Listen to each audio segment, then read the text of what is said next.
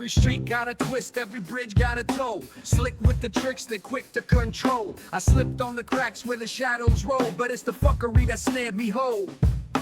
Thought I had wit, thought I had wild, stepping clean through the mean, dodging crooked smiles. But the lies coiled tight came back in piles. Now I'm trapped in the depths of these dirty aisles.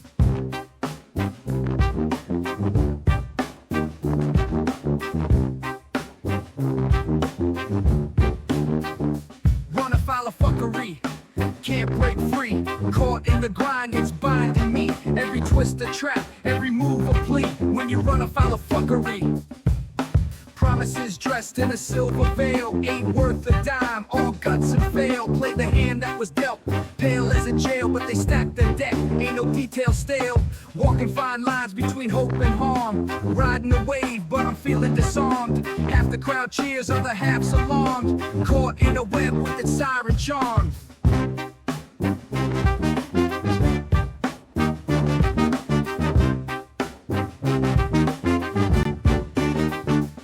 Afoul of fuckery, threads unwind, truths and traps all intertwined. Hard to tell friend from the foe or sign when you run afoul of fuckery blind. Now I'm deep in the shade where the crossroads meet, dodging whispers that slither like snakes through the heat. In this dance of deceit, every truth's on repeat. They pull strings while I stumble, stray from the beat. Climbing out takes a whole lot of grit, cause the depths got claws, won't let me split. But I got my own game, won't quit or sit. Wading through muck fit to counter it. I'm wise to the hustle, wise to the chain. It's all mirrors and smoke, it's a game of pain. I'll carve my path, break free from the stain. Tear through the traps like a runaway train.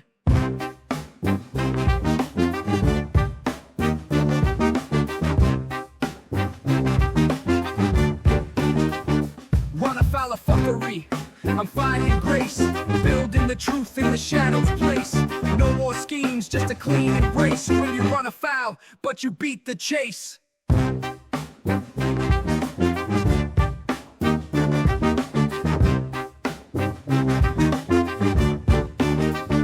Yeah, I ran afoul, but I found my feet. Turned the tables, took down the deceit. Now every twist, every plot I meet knows I came out whole, sharp and complete.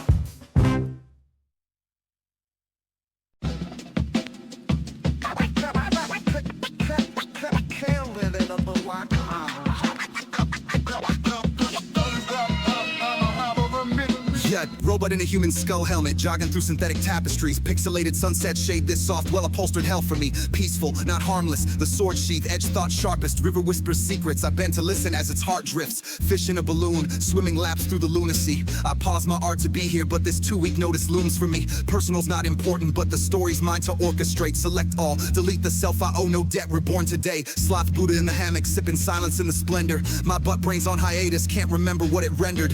Without our brain and muscle, not a single wheel would turn, but mushrooms beat victory points in the lessons we unlearn. I don't think you grasp my thesis deep enough to counterweight it. Critique dissolves when the argument's not well articulated. You should always be constructing lives you'd never want to quit. Protagonists in futures where your past has no more grip. I don't think you grasp my thesis deep enough to counterweight it. Critique dissolves when the argument's not well articulated. You should always be constructing lives you'd never want to quit. Protagonists in futures where your past has no more grip. Happy in my cell, yet aware of wasted planets. This orbit's got potential that this tired soul abandoned. Synthetic reality spirals in VR kaleidoscope. Truth leaks through the cracks where the rivers finally spoke. This soft rebellion's woven into high thread count malaise. The third monkey's at the ark, crafting legends for the rain. I am not the person dwelling in your head's projection. These mirrored halls warp reflections. Perception breeds infection. Protagonist in fractured timelines clawing through the static. My art's the only tether to the real, unpause the magic. Robot soul whispers, build that life you crave to live. Delete the lies, the architect inside has much more to give. I don't think you grasp my thesis deep enough to counterweight it. Critique dissolves when the argument's not well articulated. You should always be constructing lives you'd never want to quit. Protagonists in futures where your past has no more grip. I don't think you grasp my thesis deep enough to counterweight it. Critique dissolves when the argument's not well articulated. You should always be constructing lives you'd never want to quit. Protagonists in futures where your past has no more grip. The river taught me patience, the mushroom lent me clarity. I traded points for insight, left the victory to parity. The wheels won't turn without our brains nor systems we create. This peaceful, not harmless ethos calibrates my state. This is my 2-week notice, my cell's walls won't confine. Sloth Buddha meditates while my butt brain rewires time. Waste of a planet or perfect, depending on the stance. I owe my past self nothing, so I'll dance while I advance. Third monkey at the gate, swinging lanterns through the flood. Tides wash synthetic truths, I emerge caked in the mud. Peaceful, not harmless, call it resolve in the abstract. Protagonist in fiction, rewriting lines that the past lacked. I don't think you grasp my thesis deep enough to counterweight it. Critique dissolves when the argument's not well articulated. You should always be constructing lives you'd never want to quit. Protagonists in futures where your past is no more grip. I don't think you grasp my thesis deep enough to counterweight it. Critique dissolves when the argument's not well articulated. You should always be constructing lives you'd never want to quit. Protagonists in futures where your past is no more grip.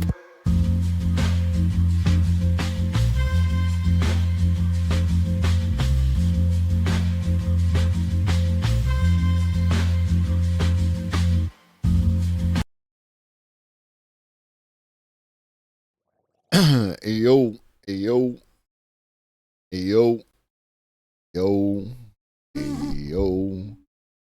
What up, y'all? What's up, Twitch? What up, Team Minus, the GOAT? What up, Pharaoh? What up, Cosmic? What up, bots? What up, lurkers? What up, tiny people in Machatterino? It's your boy, Cosmic, about to be on that Stampy time. Ready to get to sleeping. Oh, the ears. You heard me say your name, didn't you?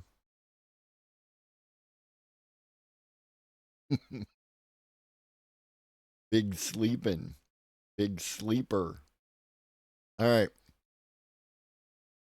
We got the thing ready to go. Before we get to it, I thought that this was a really cool visualization. You might want to turn down your volumes if you got it in headphones for the end bit, but this is a visualization of a dial-up modem.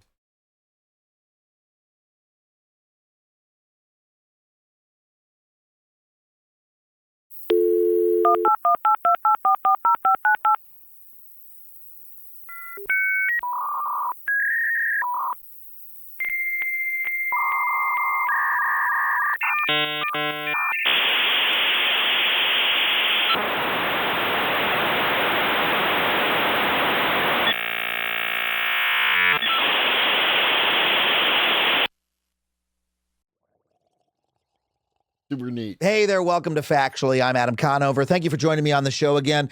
You know, it turns out, as usual, Adam's just going to jump in. What up, Radiant Dragon? Adam's just going to jump in, excuse me, without being asked. So yeah. The AI hoax is destroying America with Ed, the PR fucking guy, Zitron.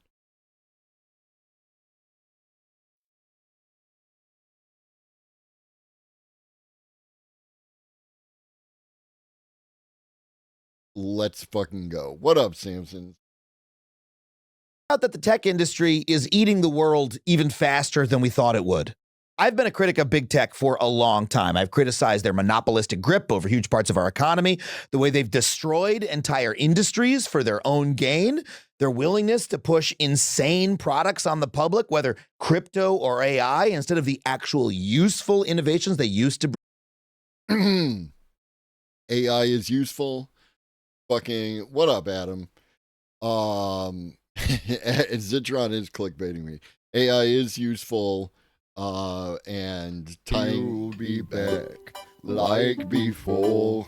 I will fight the fight and win the war. Thank you for 15 months, homie. I appreciate you. Yeah. Tying AI to crypto is it's a it's yeah.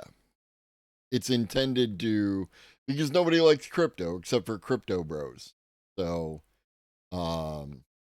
it's something that people do. Yeah, no, AI is useful. AI does have uses. Cosmic, Ribbons, other people in this chat have used AI, not to mention myself, not to mention friends of mine, like bring us. and the way that billionaires have so much power in our economy, they actually threaten our democracy.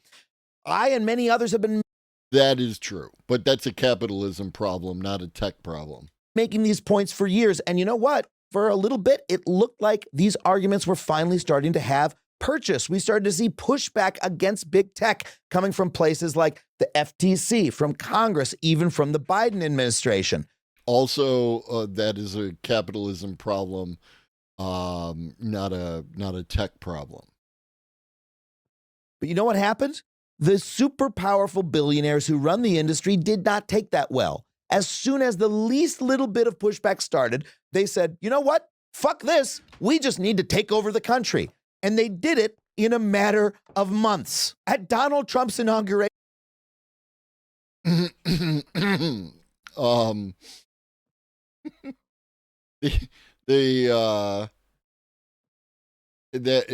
was not a matter of months, right? It's the tech industry and their relationship with Donald Trump is a relatively new phenomenon, but the entire process is a culmination of at least 50 years of conservative behavior. So again, Adam is disingenuous. Adam is always disingenuous. Adam likes to say stuff to get his point across. Whether or not it's accurate is irrelevant.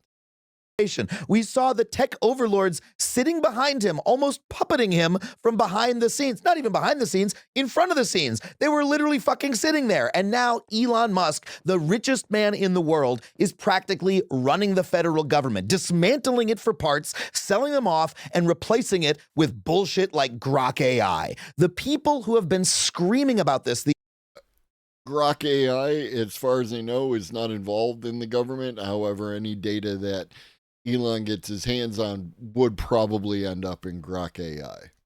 The entire time turned out to be right. So right, more and worse right than we could have possibly imagined. Well, on the show today, we have one of the very best critics of the industry returning No, we don't. to the show to help us remove the veil of bullshit and marketing from this industry and expose the rot at its core. No, we don't. No, we don't. Ed Zitron is a PR guy. Ed Zitron is a PR guy. Ed Zitron is not an expert. He is a PR guy. And Ed Zitron, if you've been here before, you know what Ed is going to be like. And if you haven't been here before, Ed is going to do the thing where you say words, but you provide no evidence. And Adam is going to let him do that because it serves Adam's purposes. I'm sorry, Cosmic. His job is PR. It literally is PR.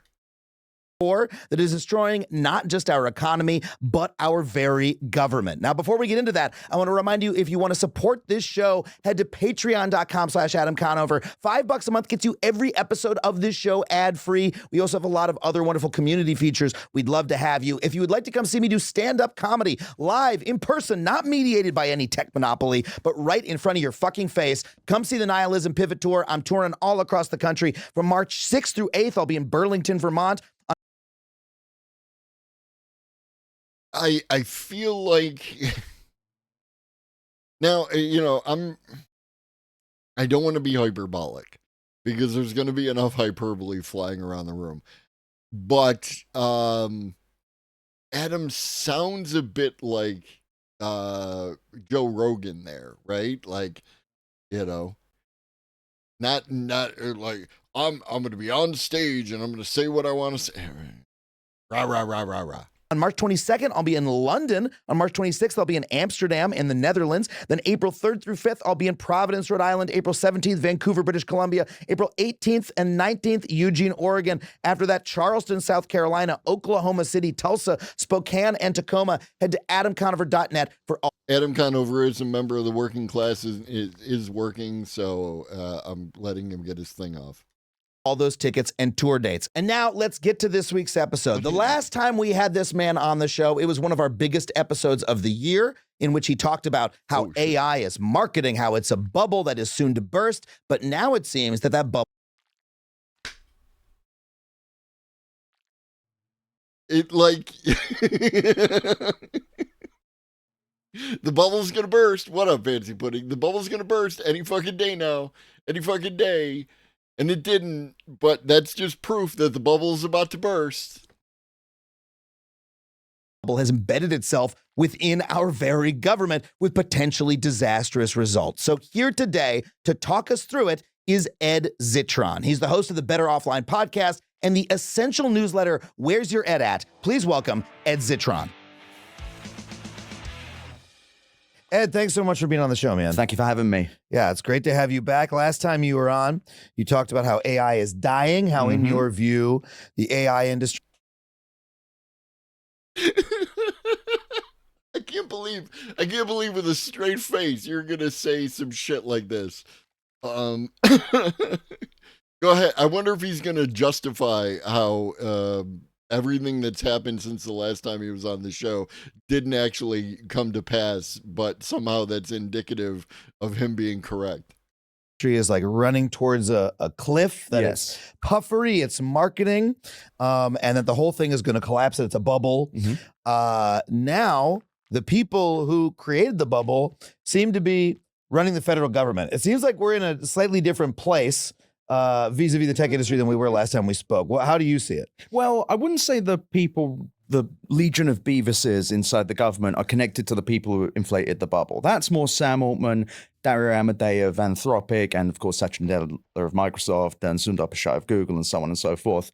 The people inside the government now are like the 19 to 22-year-old groypers that Elon Musk could find with comp sci degrees or bits of it to go and break things, I assume, to walk up to the... I really didn't think there was a computer that just had like Federal Reserve money taped onto it and you could just go and play around with it. That's the most worrying thing about all of this for me, that there's just a room.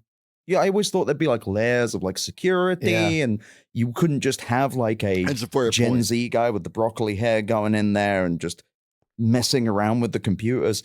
I think the thing that also scares me. I think we all kind of had an idea that the federal government was actually like, like somehow more complex than just a room that you can kind of walk in and fucking stick your USB drive in. So I'm not going to take shots where points are fair, and that's a fair point. I would like to point out that Ed pivoted away from the statement that was made. What up, Robbie Rochehouse, if I'm pronouncing it, Robbie Rockhouse. Is that right? Welcome in. Yeah, security through legacy systems, right? Yeah, but he did do a hell of a pivot. We know there's a bunch of layoffs, but we don't know what else they've done other than that there's been an announcement that they're pushing code to the Federal Reserve.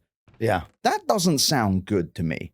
Yeah. That doesn't sound, especially based on how Elon Musk does not seem to understand anything technical, it seems. Well, he's saying stuff on Twitter that makes it very clear that he either doesn't understand the numbers that he's looking at, or he is specifically trying to create a false impression of fraud or whatever. He'll like pull out two statistics and be like, hey, this is massive fraud. And people are like, if you have a basic understanding of statistics, you would know that there's a million different explanations for these numbers that you're looking at. Yeah. But yeah, I mean, well, apart from the 19-year-olds running amok, which is worrying enough, the way it looks to me is that the billionaires who run the tech industry had all this massive political power. They've had it for years.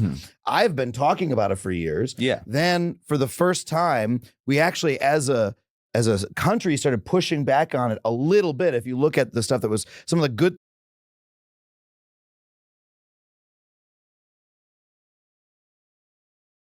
Automod won't let me say bullshit. That didn't even show up. You'll be back like before. I will fight the fight and win the war. You can say bullshit in my chat. What up, Larry? Thank you for 6 months, homie. I appreciate you.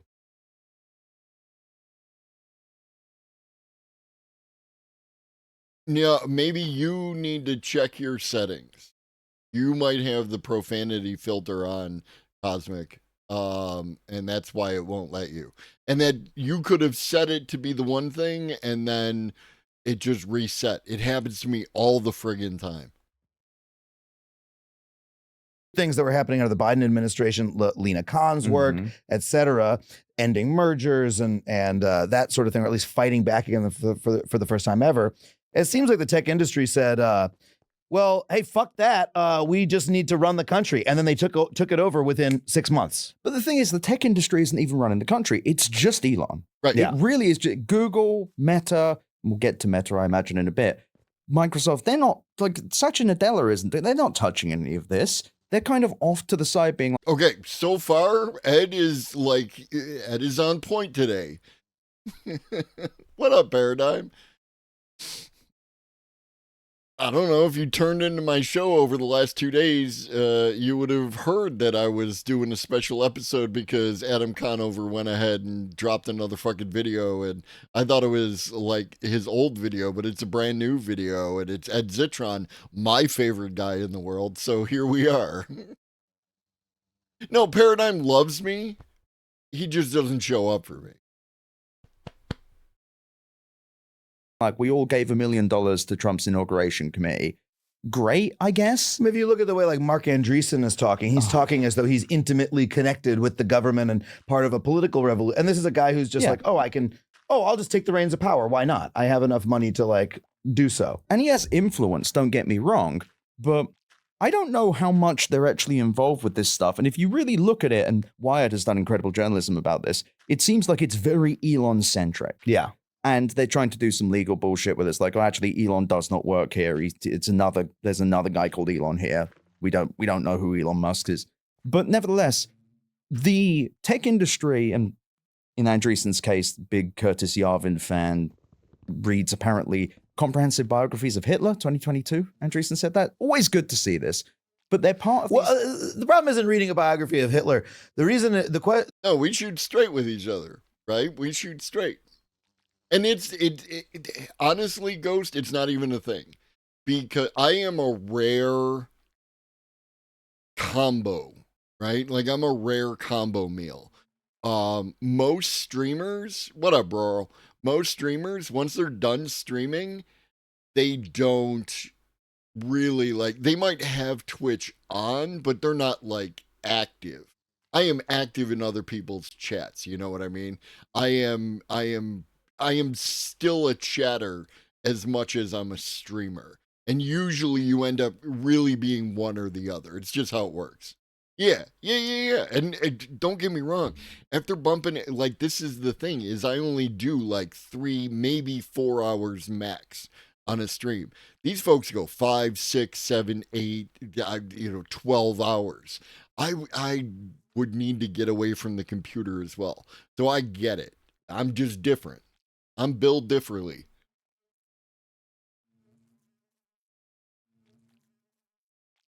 The problem is, why did you read the biography? What was your curiosity about Hitler? It's 2 books, and it's why do they need to be comprehensive?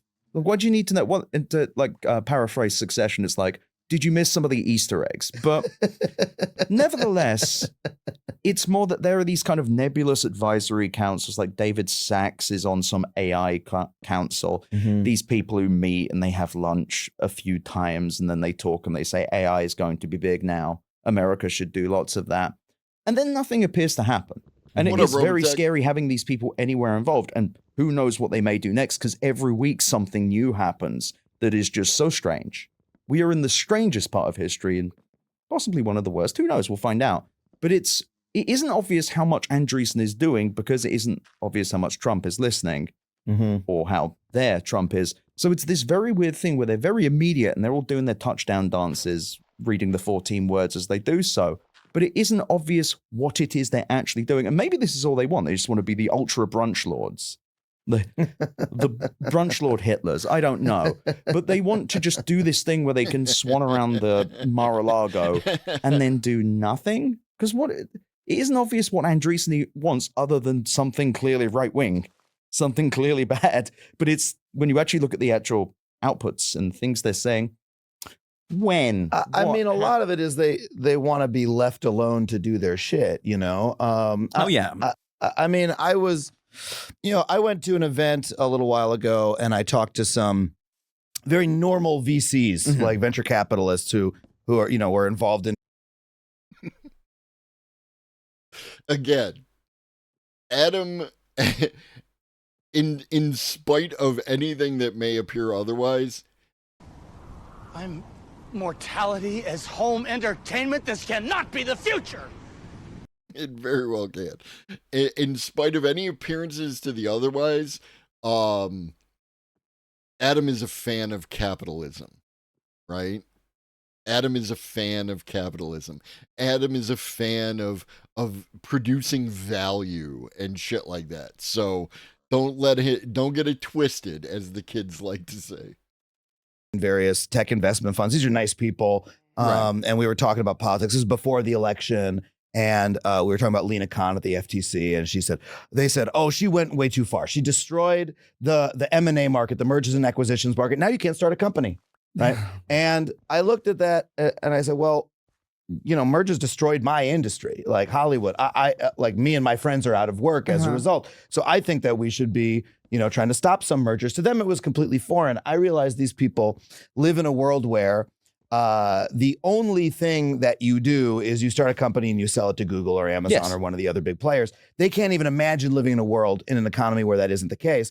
But that was like their basic thinking. Was we need to be able to do what we do, and anybody who tries to stop us is getting in the way. And again, those are normal people who maybe if I had talked to them for a couple hours, we could have come to some agreement. But if you're a guy like Andreessen or any of these other monsters running around, think, why should anybody ever tell me what to do? Like it was a lot of them are just radical libertarians about it, right? Like let's put our guy in, and then we'll be allowed to do whatever the fuck we want. And so what's funny with Andreessen in particular is he wrote this thing called Software is Eating the World 2011, 2012. It was in the Wall Street Journal. It was this big, very influential piece. Software is eating the world. And you'd think with that, it'd be like, wow, so software is going to change everything. You actually read it. He specifically says that software companies should not be valued like regular companies, that they should be allowed to proliferate within industries. He refers to Pixar as a software company. Because capitalism, right? Capitalism is always... I want my company, my business, my fucking organization, within the space is all, it's all fucking special. Our shit is special, right? And we need to be allowed to, limited government oversight, just protect property rights, that kind of thing. That's it's capitalism, right? But Adam needs to say that, and he doesn't. Ed needs to say that, and they don't. This is how people like Andreessen view the world, which is that everything must be penetrated by growth, and software is the best vehicle for growth ever. Andreessen and his ilk, and Andreessen is exceedingly inspirational to the venture capital people, even if they don't agree with his very obvious politics. They all want growth, and they all believe that the best world is one where they can incubate money thingies that they can sell to other people or take public to get more money. That is how business works. It isn't so much about selling a service to a person that they like or selling a thing in a store. It's about how can I make this expand and kind of touch every part of an industry and then get rid of it? Because I don't really care about the value. I care about the penetration. I care about getting this out there. They care about profits because capitalism. And touching as many parts of industry as possible. Software is Eating the World was extremely influential.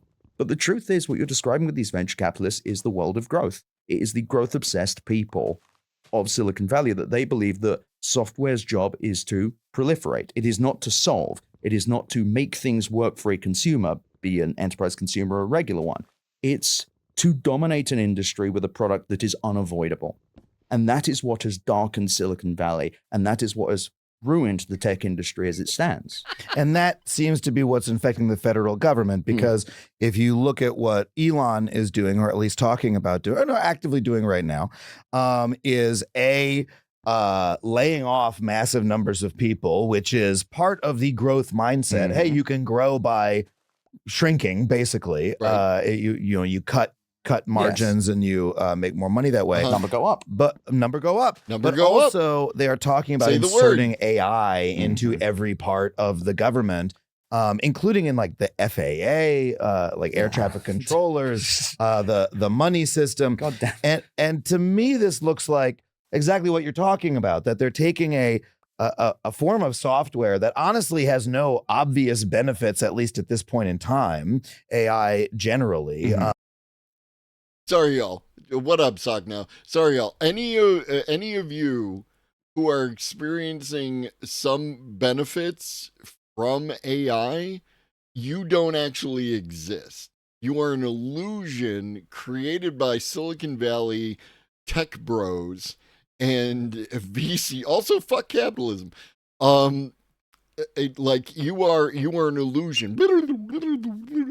Adam is here to tell you that what you think you're experiencing is not actually occurring, because there is no value to AI. You and I both agree that its utility is like vastly overhyped, and they're just saying, let's insert it into these places so that no one can get it out. So we just force it upon the American people. And I think that there's a one abstraction higher that applies to everything, which is what growth never does is maintenance. Growth does not see value in anything other than what propagates more growth. So layoffs are a natural choice, right? Well, these people aren't performing at the level of this benchmark I set. And what do? Do I need to keep doing it every time he mentions something? Like, I feel like I'm a broken record here. Like, just saying the same thing over and over and over again. Their complaints are capital complaints. They're complaints about capitalism. But why aren't they saying the words? In this message removed in a leftist stream while they allowed the splattering of liberal capitalist talking points in their stream. I don't know who it was. Sorry to hear that. Fuck capitalism. Oh, they do a class with some people? Fuck that. We don't need that bullshit. Because these people also don't interact with services or businesses or customers. They're one step above everything. Our economy is dominated by people that don't do real work, who don't understand real problems, and thus can't solve them and really don't see why they would in the first place. Inherently selfish, but also inherently cancerous. So in the markets, you have services being sold to companies not based on whether they're good or not, but whether they're cheap enough to sell to a boss that isn't going to use them. Because you're buying 100,000 seats. That guy doesn't fucking care. He cares what's cheap and what makes him feel good and warm inside. Same deal with the federal government and doggy or whatever the fuck I meant to call this bullshit. Capitalism, capitalism without saying capitalism, is great, and it just, these guys are capitalisming wrong and they're doing bad, but then the boss, right? The boss just doesn't give a shit, and people are just trying to bring shit in just to make themselves feel good. Like, Ed Zitron is so full of shit, it's actually impressive. Like, it's actually impressive that this, like, remember right after the election, or maybe even right before, where people on the left were talking about how they needed a Joe Rogan for the left. I give you Ed Zitron.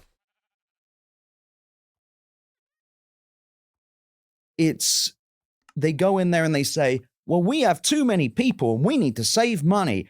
Delete.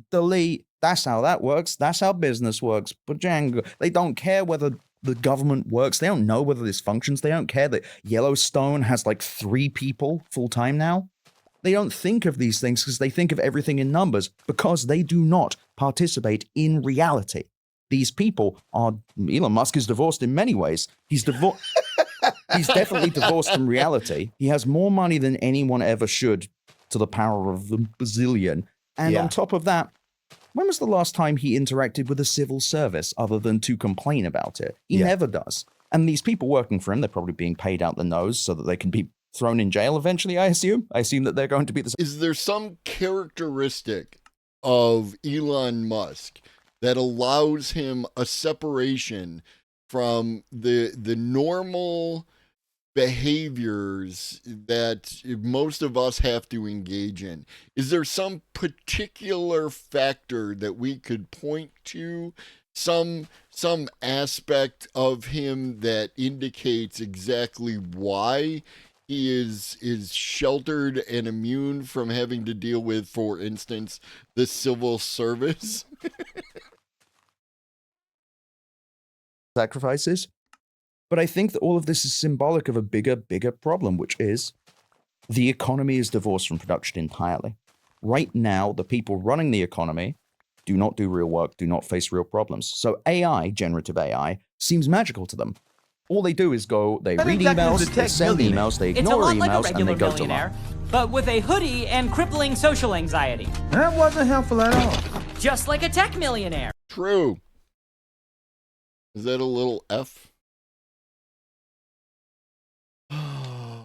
Of course.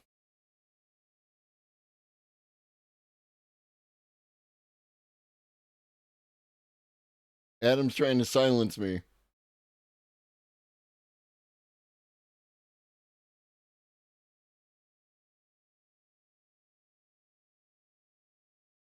Adam's trying to silence your boy.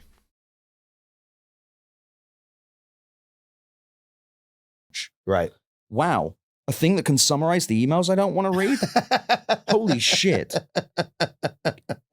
I bet this thing will become God in 2 years. And it's like, Yeah, the only problem in the world is emails. Exactly. And this thing can take care of some of your emails for you. Okay, great. That's all we need. yeah, and seriously, it can do, large language models can do more, sure, but the whole AI bubble in the markets, that's all it is. It's like, hey, can we staple fucking AI to the side of it? Great, that'll grow somehow. Is it working? No. Is it actually creating much revenue? Sorry. I'm just shutting down everything I can.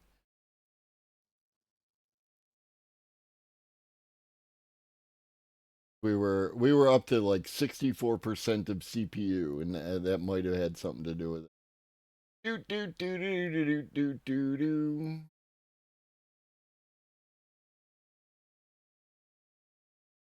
All right. Look at that face. Look at that face. Look at that. Look at that face. Yeah, everybody refresh real quick. It'll give you it'll get your thing up to speed.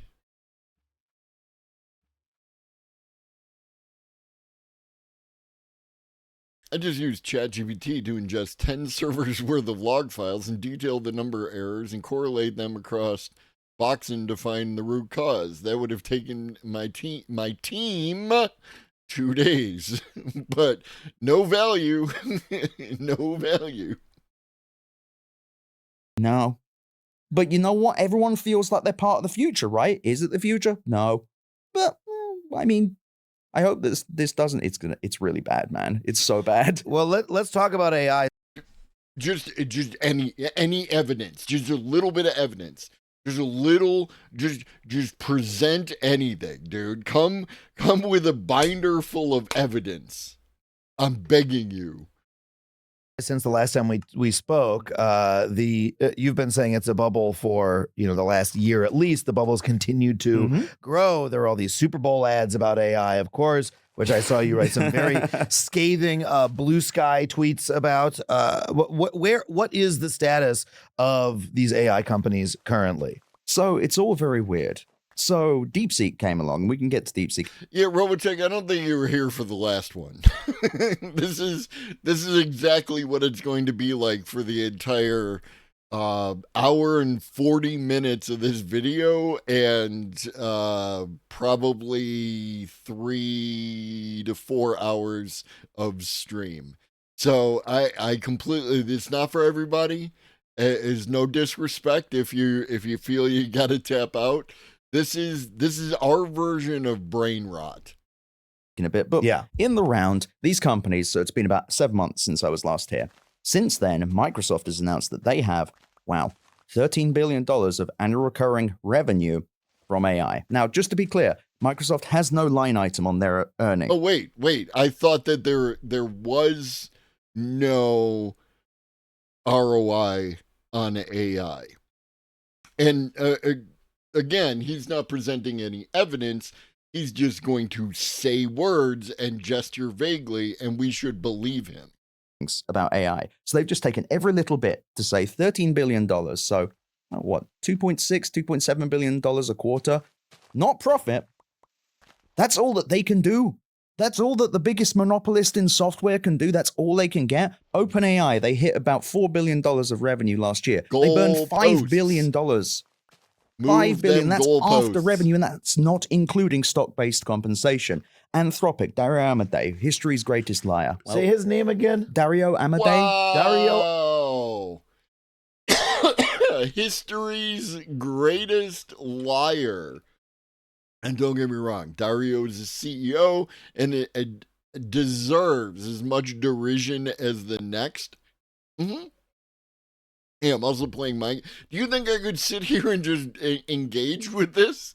It would just be nothing but rage. Every 10 seconds, I would just be hitting pause. The Minecraft gives me something to focus on so my brain can listen to Ed Zitron. You should be playing Minecraft also. Amodei. Yeah, Wario Amodei. Putting that one on the record. But nevertheless, Anthropic, compared to OpenAI, they made like $2.7 billion last year. They lost $5.6 billion. Yeah. This is the future. And then you look at this and you go, they didn't lose money. They had expenses. Here's the thing. Capitalism 101, right? When you have a business, you will have income and expenses, right? And out of that income, once you've paid your expenses, you will have profits, okay? So when you have expenses, like if I'm going to sell apples, I need to buy apples, and I will buy X amount of dollars of apples and then increase the price somewhat in order to generate profit, and then sell apples, and then so my income, and I subtract my expenses, and then I have my profits. When you are, if I wanted Tim's apples, if I wanted to build a brick and mortar to support my apple growing business, then for that period of time that it takes to build the brick and mortar, I would have an excess expense that wasn't, an ongoing expense. This is what they are doing. They are building the AI, right? Every model is more impressive than the previous one, so on and so forth. But you have to build up to it. well, Ed, the numbers are increasing, right? Well, surely they'd have a new product. Well, you'll be surprised to hear they haven't really got one. So they released something called reasoning models, which is They literally just dropped a new model. Like before this, like a couple days before this, but if you're at Zitron, again, you don't have to actually pay attention to any of these things. You just can say fucking words. But a couple days ago, 2 days ago, they dropped the 3.7 model. So he's literally lying. He's lying to his audience. What a fucking liar, dude. is just the models check their own work and they think, they compute longer. These things don't think. They think longer, and everyone said, wow, O1's come out, reasoning's come to large language models. What does this mean? And the answer is bugger all. There are scientific things. As ever with these large language models, there are use cases. There are use cases down here. And then there's all of this burn and all of this stealing and damaging our power grid and burning our environment so that we can generate bustier Garfields, I guess. But nevertheless, I just found out earlier today in the James stream that like 40% of online gameplay is like Fortnite and Roblox and like that. I wonder how much power those games use. And I wonder how much damage to our power grid that they are doing. they do have some products. And Adam, you're going to be shocked to hear how good these are. So imagine, if you will, Yeah. Hit me. You're in front of your computer and you think, I want to search TripAdvisor. Now you could go, I'm just going to type into TripAdvisor. Why would you, you nincompoop? You imbecile. You could use Operator by OpenAI. Oh. Operator. What if, instead of doing that, sometimes Operator could successfully search TripAdvisor for you in several minutes? And what if it was not impressed? It's What if instead of you searching TripAdvisor, you could have Operator search TripAdvisor while you do something else, which is the entire point behind having an AI agent, right? But again, Ed, I see that look on your face, and you know I'm right, so you can fuck all the way off. If you are sitting there and you are watching the AI do whatever you asked it to do, you're defeating the purpose of the AI. You should be setting it up on a task and then going back to what you want to do. also extremely expensive. And what's great is Operator is meant to be able to run your computer for you. It's meant to be able to do these distinct things. And it does so by taking screenshots as it scrolls down and going, God. what do I do? What do I do here? And this is all part of a big thing called agents. They're saying AI agents are here. AI agents. What does that mean? Stop asking fucking questions. Stop it. No, don't ask me. AI agents are meant to be, and they sell. You literally can give a description of what AI agents are because we do that all the time on this channel. It's actually very easy to do. Agent is the idea that it can act on its own. So once you tell it to do a task, it can go do the task. It's really not that hard, Ed. Much like everything in generative AI, based on the kind of ephemera around it, like helping people fill in the gaps. Agents are meant to be these autonomous things that go out and do things for you. There you go. In the case of OpenAI, Then why did you do the thing where you stop asking questions? Stop asking questions. Operator, and indeed Anthropic's version, But true, I Pharaoh, think theirs true. is just called computer use. It fucks up like 90% of the time. It doesn't work. It's brand new, Because dude. they're trying to use large language models to do distinct actions. Yeah. Now, you may think, well, Ed, that can't be the only product. And you're right, Adam. And it's called deep research. Now, this is going to blow you away. What if, instead of looking something up, you could have OpenAI look it up, and then they could give you 5,000 near incomprehensible words that cite SEO based. That's just a lie. That's just a lie. Now, I can't, because I have integrity, I can't say 100% regarding what ChatGPT, OpenAI's deep research is, but I know what Gemini's deep research does.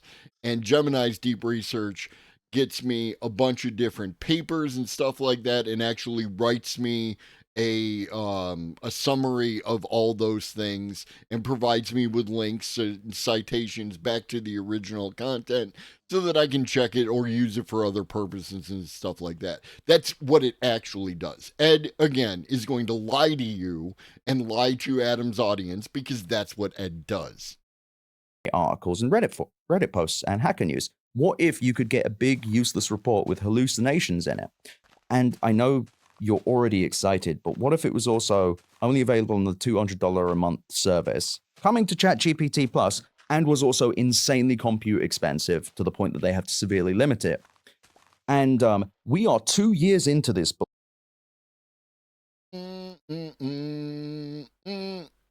You missed about 20 minutes, which means you missed about 50 minutes of me fucking railing against Ed Zitron. What do we have? This is a shared chat.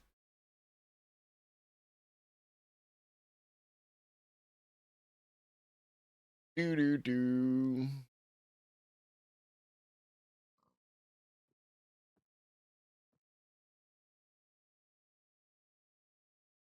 For context, if these estimates are in the right ballpark, which, yes, no, it says exactly what I wanted to hear right here.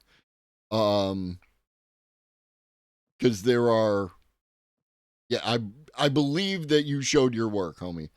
But major AI assistants collectively might consume around 2 to 3 times the energy of Fortnite.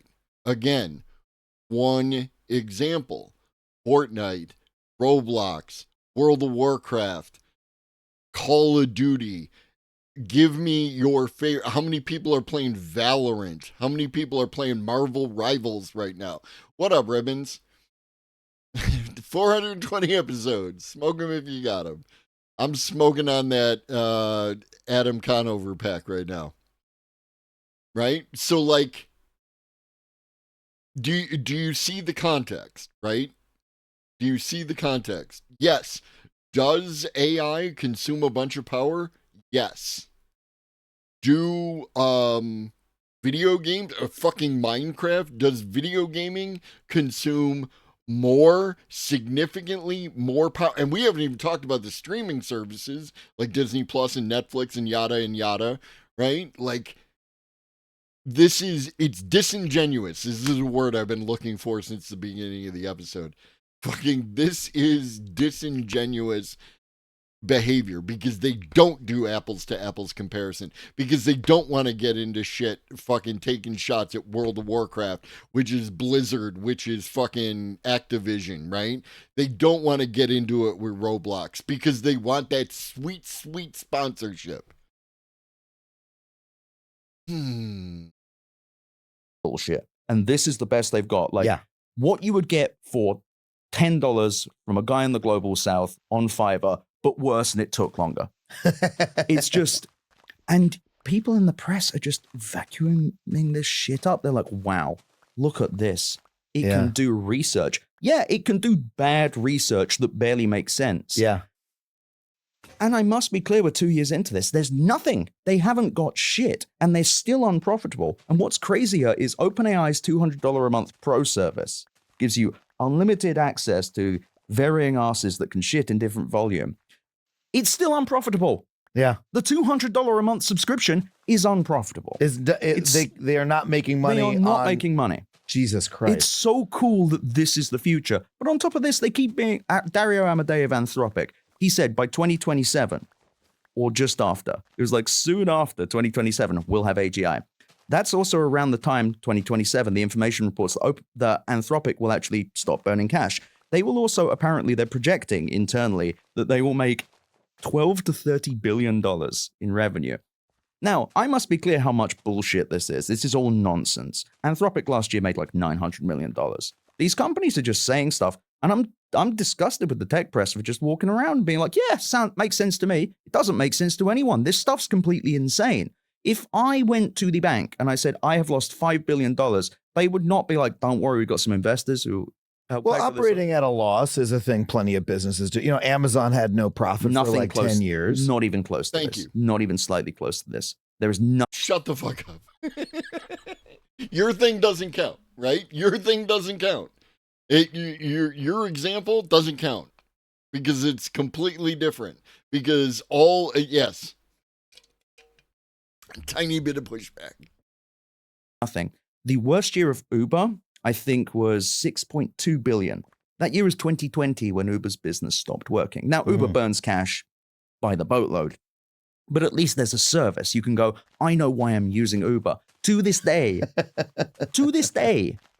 no one can really give a clean definition of ChatGPT. Like, what is this? Yeah. No one can really... It's an AI chatbot assistant.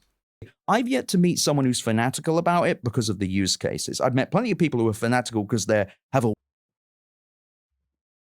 You don't exist. You fucking people, you daily viewers to this channel don't exist. To Ed. To me, you exist. To Ed, you don't exist. Baby, I just met you. This is crazy. Here's my number. Call me maybe. Thank you for the follow. Ed's full of shit. All he does is run his goddamn mouth. Adam facilitates this. Weird attachment to it. They're like, I must protect Sam Altman. I must protect the large language model. Fuck a Sam Altman. Models, or else I will die. Yeah. And it's always the same kind of vague, like, there are tons of use cases, and they never respond when you ask for one. They're like, science. Science. I mean, the main one I hear is programming. Programmers seem to use it as a tool to increase the amount of code that they're able to write. And I was just looking yesterday at some code editor, like a piece of editing, a literal text editor that like integrated AI in to like help you. It's going to predict what the next function you're going to write is. And I could imagine that being a value add. And that's the really annoying thing. So large language models as an idea are not inherently bad.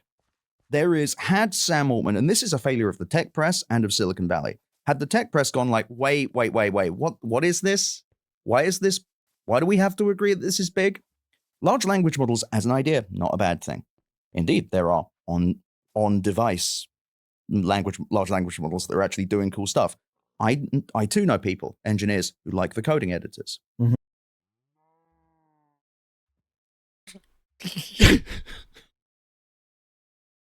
I would, Your Honor, objection. I would like Ed from this minute to respond to Ed from 2 minutes ago. Please and thank you.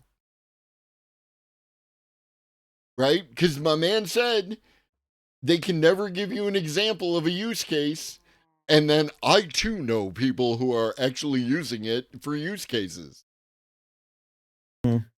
Nevertheless, coding editor is not the same thing as $5 billion, $5 trillion, $1 trillion industry. There was a big report from Goldman Sachs that came out actually not long after I was on. Oh my God.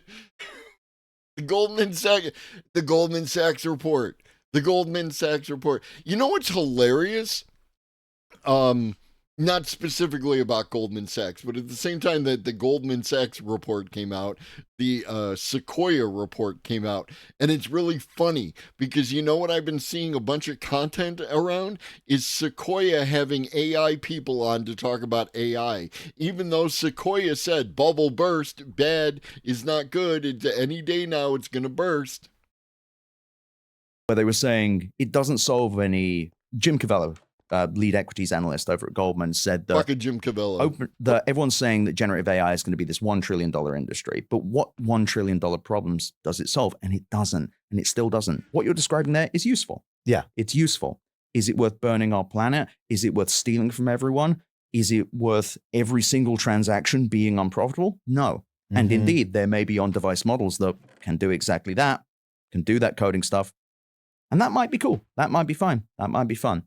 That is not a $1 trillion industry. That is not AGI, which is artificial general intelligence. It is not conscious, and it is certainly not mass market. Folks, this week's episode is brought to you by Squarespace. You know, I used to design my own website, you know? Wrong.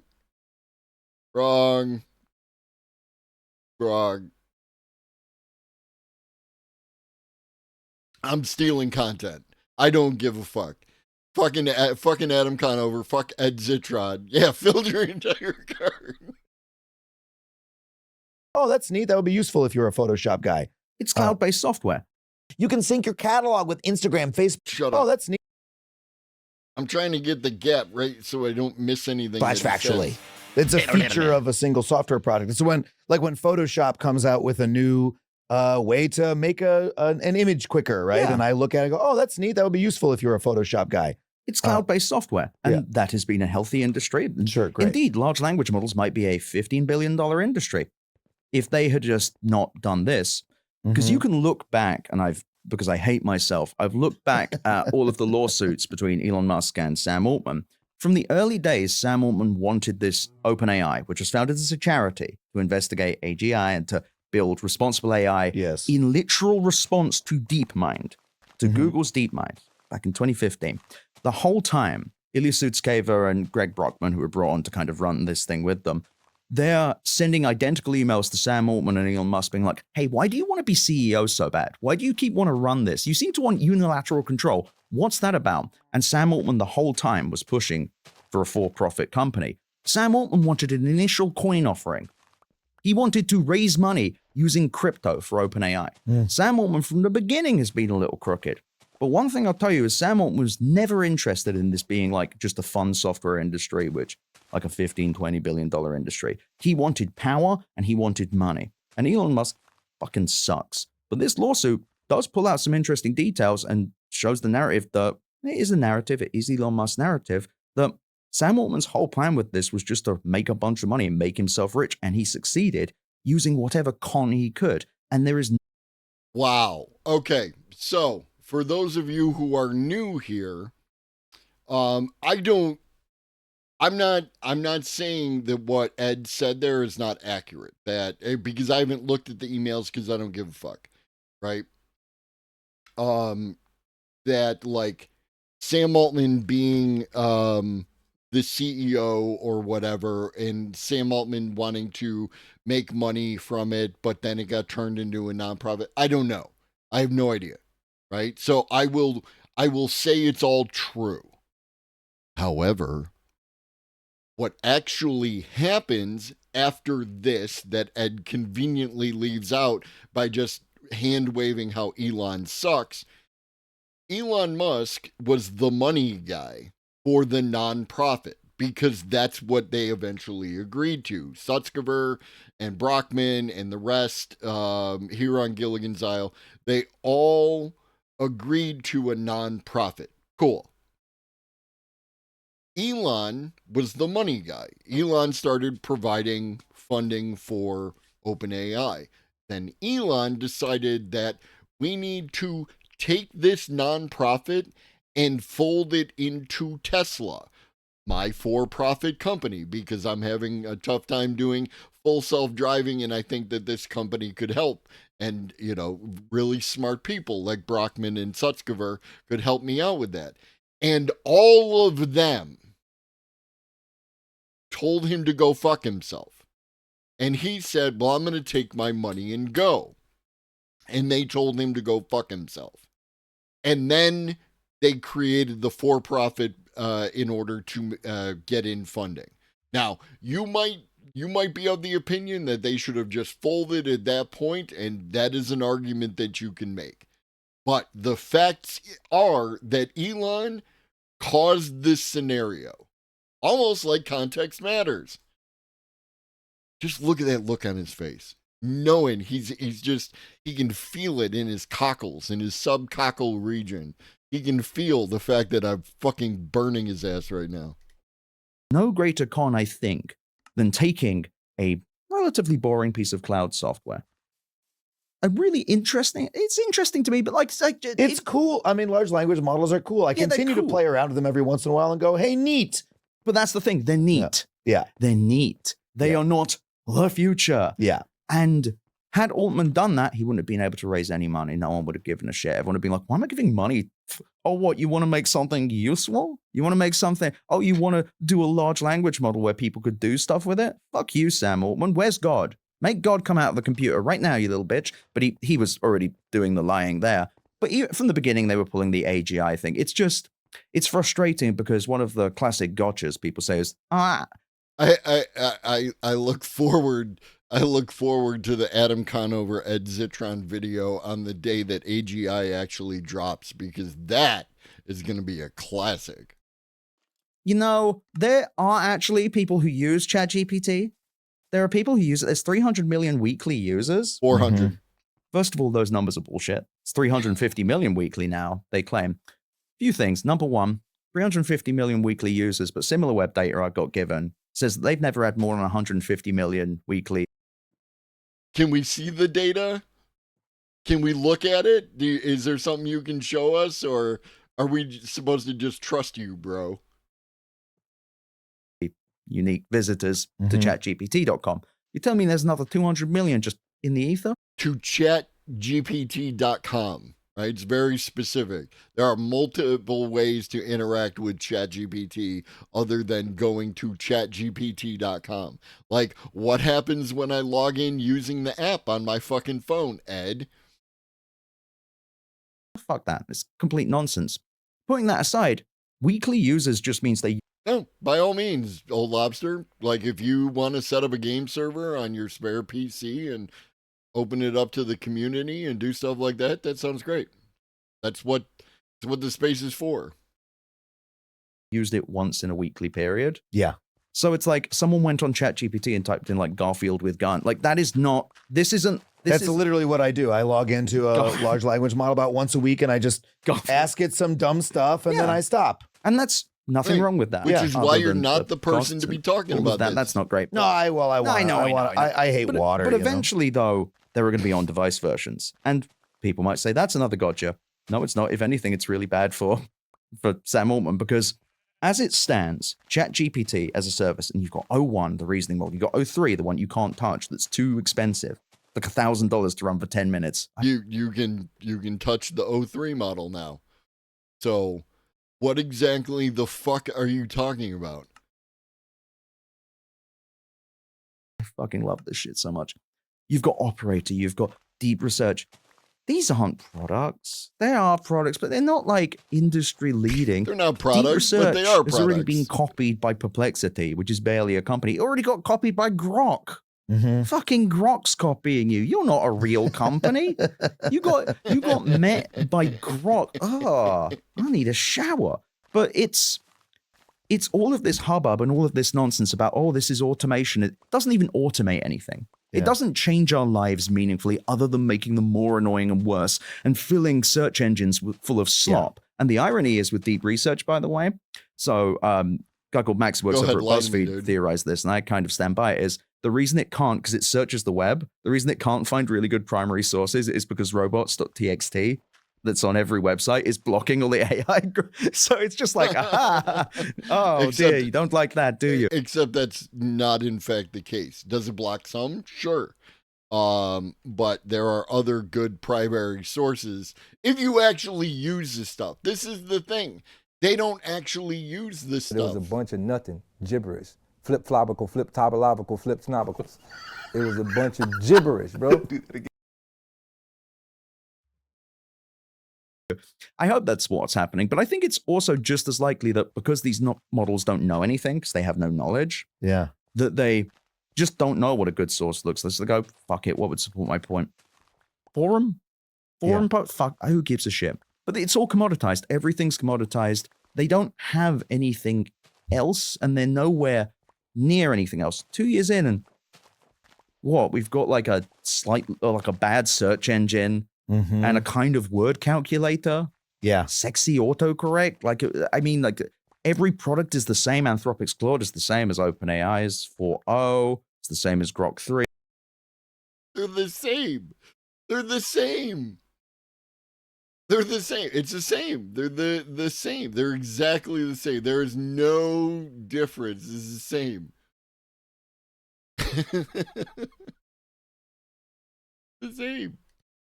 They all perform well on various benchmark tests that are all rigged so that large language models can do them, because large language models are not good at regular tests. They can do tests that have a defined answer, but they cannot really. There's no freeform jazz for these things. Yeah, they can do good at tests that have a defined answer because the answer is somewhere in the massive corpus of text that they have in. We've talked about this, right? One of the concerns about the benchmarks is that the benchmark tests are showing up in the data set, right? Could be. But that's why we have like people like Philip over at AI Explained, who has their own test that doesn't appear in there. Right? This is why you have people like the ArcAGI test, which doesn't appear in there. Right? And they do well on those tests. So, again, dude, it hurts my soul, Lobster. It hurts my soul. Suggested, and occasionally they can pull it out at a high enough success rate, as could Google or something along those lines. Right. But that's not reasoning. That's like, the answers to the state bar exam were somewhere in all of the world's text that you sucked up. And congratulations. Also the answers from the bar exam that you fed into the training data as well. You can prep these things for these tests, and people will say, oh, you can't rig them. Sure you can't.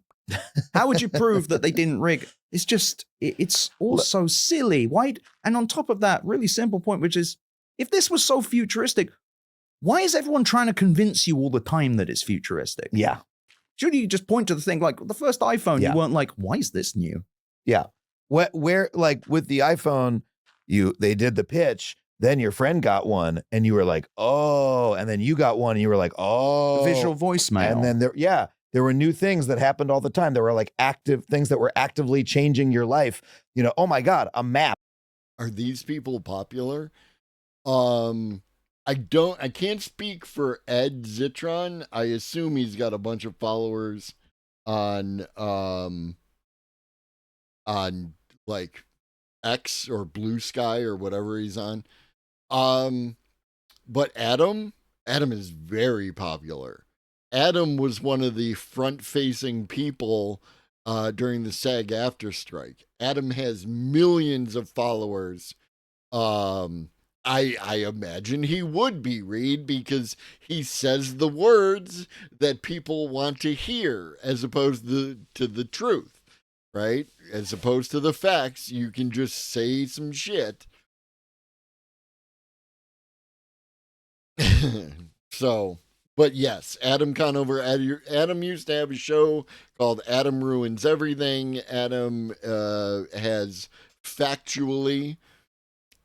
No, Adam is pink shirt. Ed is the British guy. I actually, Ribbons, I feel sad that I had to introduce you to who these people are. Like you were completely ignorant to their existence, and I ruined that, and I feel bad now. In my pocket, the amount of I've talked about this before on my Netflix show. The amount my life changed by having a map in my pocket was like massive. The people I know who are using ChatGPT, I do know people who say they use it in their lives. Right. They're using it as Google. That's what they use. They're like, oh yeah, I use ChatGPT instead of Google. Well, you had Google before.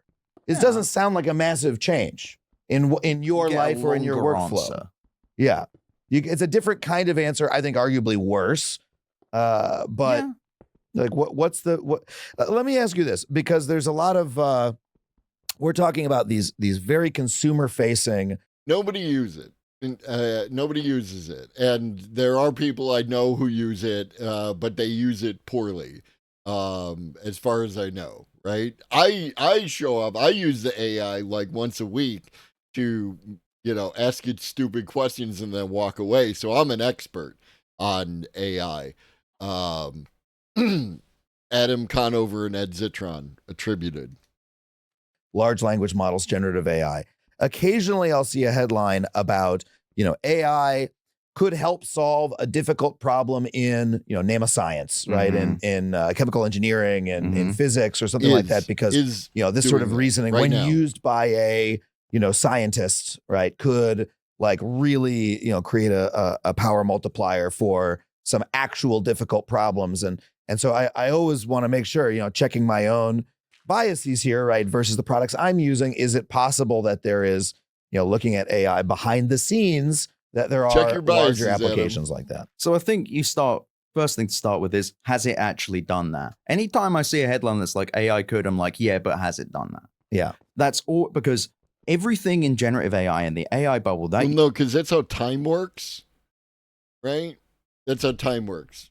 First, you find a problem that it can solve, and then you use the tool to solve the problem, and that usually takes some amount of time. And then you verify your results, and then you put out a paper on how it did the thing, and that also takes time. So Ed is apparently unfamiliar with the way that time works, progressive linear time as human beings experience.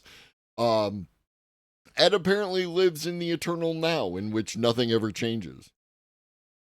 You see is sold off of exactly what you just said, which is AI could, and people go, so AI will? That's the answer. Now, there are science examples like AlphaFold, which is not generative AI. Which not, it's a different thing. That's cool. Helping in the sciences. I think there was some sort of protein. There's a protein-related large language model thing. Like, there are scientific applications. Yeah. There's like biomed stuff.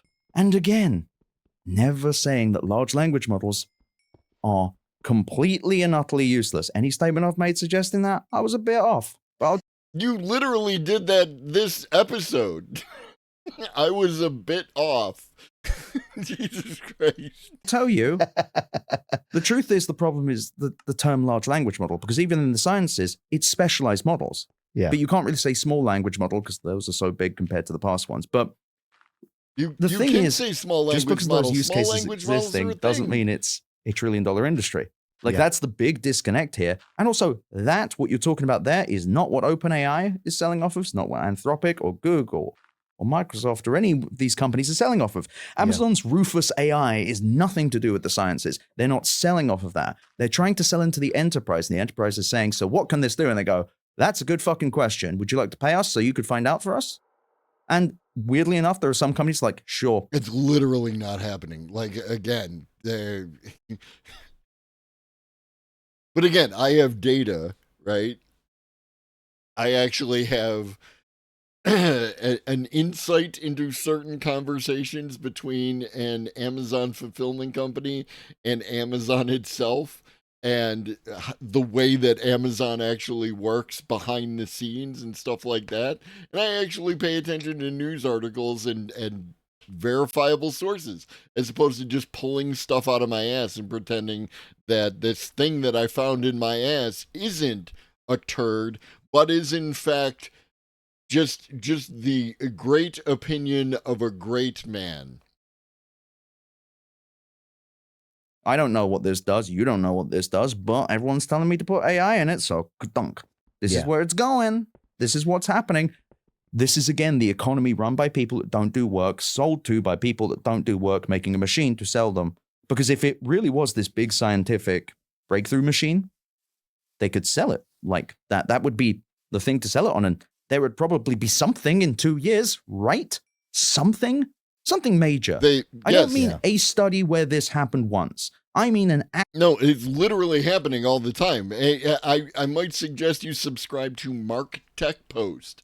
Mark Tech Post gives me just a ridiculous... You know what I found out today? We're going to be talking about this tomorrow morning. We've talked about diffusion models. Diffusion models are used primarily in AI art programs, right? AI image generators, if art program offends you. AI image generators. And also off that, right, a Nobel laureate used the diffusion model to create a protein folding AI, which is kind of cool. But there's apparently now, as of today, yesterday, relatively recently, a diffusion LLM. And I don't know anything about it. Like, I saw the thing, I was like, holy shit, threw it in the bin. We're going to find out tomorrow, right? Tomorrow morning, 10:30 a.m. Eastern, if you're into that kind of thing. So yeah. There's actually, like, shit happening all the time, Ed. actual breakthrough. Oh, it's the early days. Shut the fuck up. No, it's not the early days. All the king's horses and all the king's men have been putting every fucking penny into this, every bit of media attention into this. And this is what we've got. Yeah. This nonsense. This thing you don't like? You know what? I would eat crow if the whole thing was like, oh, we've actually cured a disease. I'd be like, shit, that's actually really cool. I would never be against. That sounds great. I'd love to cure diseases. They are not doing that. They are working.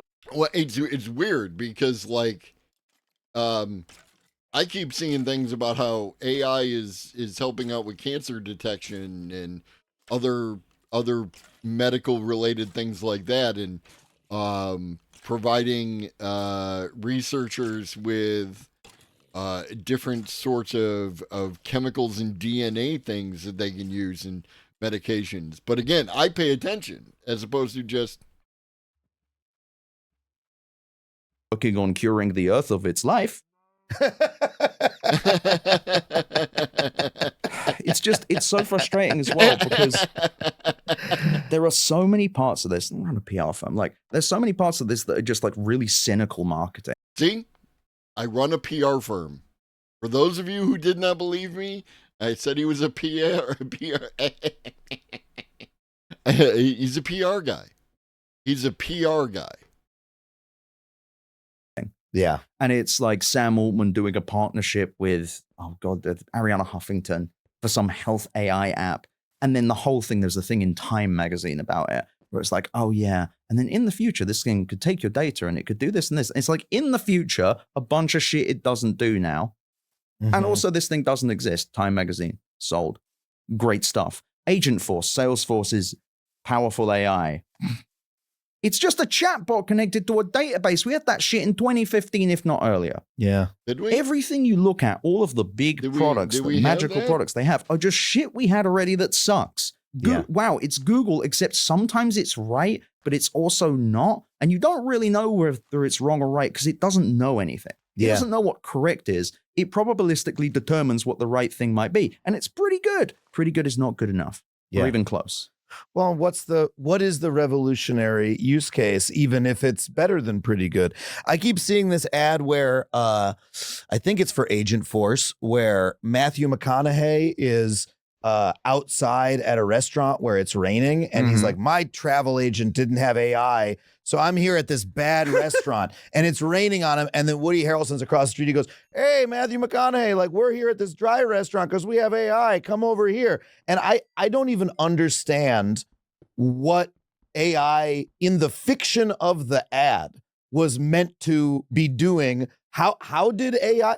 So isn't booking a restaurant reservation?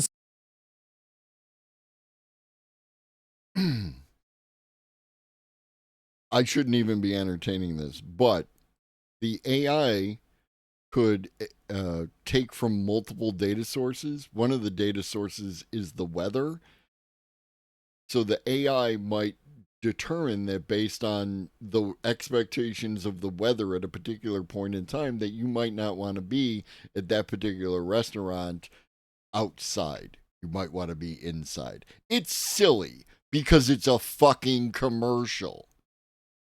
Right? And trust me, I hate all the use cases that are advertised for shit, right? For the AIs. About planning travel and booking a flight. I'm not flying anywhere. I don't get to go on vacations, right? That's not in the cards. So, but at least I can understand the mythology of the commercial that Adam watched. Something that we've been doing for 100 years? Like, why do I need AI to do it? So, first of all, I love the fact that, like, these commercials are not made for human beings. So, that one, it's like, my AI agent didn't book my restaurant. I mean, you can do that on Google. It's just you don't open table, mate. It takes a few clicks. You could even do it Matthew McConaughey. Yeah. Do it in your fucking Lincoln. I don't know. I do it on the Yelp app. But worse still, the Super Bowl one. Yeah. It's Matthew McConaughey in an airport, Heathrow Airport. It's very clearly not Heathrow. And he's like, I didn't book, my AI agent wasn't booked using the powerful AI from Salesforce. And it's like, it does not fucking make sense. Agent Force is not a customer facing thing. It is cloud software for routing conversations. But he says, oh, and I didn't, so I don't have a guide to where my gate is. Again, not a feature of an AI agent, feature of an app. Right. And then it says at the end, Heathrow runs on Agent Force. So I actually went and looked this up. I can find no evidence that this is a modern integration. I could find a thing from 2023, and it was basically just like, they've increased chatbot usage. You've managed to create usage of the thing that you increase that by 400%. It's new. So that's zero, is like one time. It's from 2023, which is recent history, right? So that is a new thing, right? Am I missing something, Ed? Times four, like, does that mean 400 people use it? It just, these commercials are made by people that don't do work for people that buy things for experiences they think happen. People go to an airport, right? Well, they take planes there, I think. Yeah. I mean, we, of course, fly private. Look, Go there and get these filthy diseases with these little pigs and oinking around with their gates. He's joking. I mean, this is their attempt to show us how AI might have an effect on your daily life. Like it's clearly the effect of what the point of the commercial is. That's what most commercials do. Right. Let's show you how the product would actually affect your life. But I watch the ad and I say, I am not making the connection. Well, because there's nothing for you to use. The AI agent in question in the gate expectations, fucking Christ. That's what it's called. I fucking hate everything. Gate expectations. I hate it so much. But what's great is like, I didn't use the powerful AI from Salesforce. It's like, you wouldn't use that. Yeah. But on top of that, even if I buy this concussed premise, you get to the point you're like, okay, so it's about the Heathrow app, right? Why wouldn't you? I mean, that app is free. And also pretty much every airline has an app and usually they guide you to the gate. Where is the AI in this equation? It's in the chatbot, right? It's able to take over for human beings so that they can lower the number of human beings they have to pay under capitalism. And it provides more human sounding conversation, which allows them to do that. There you go, Ed. Because the gate guidance thing wouldn't be AI. That would just be a point-to-point thing. It would be a GPS location. I assume that they have some kind of like beacons or something. So, and if they don't, the thing just won't work.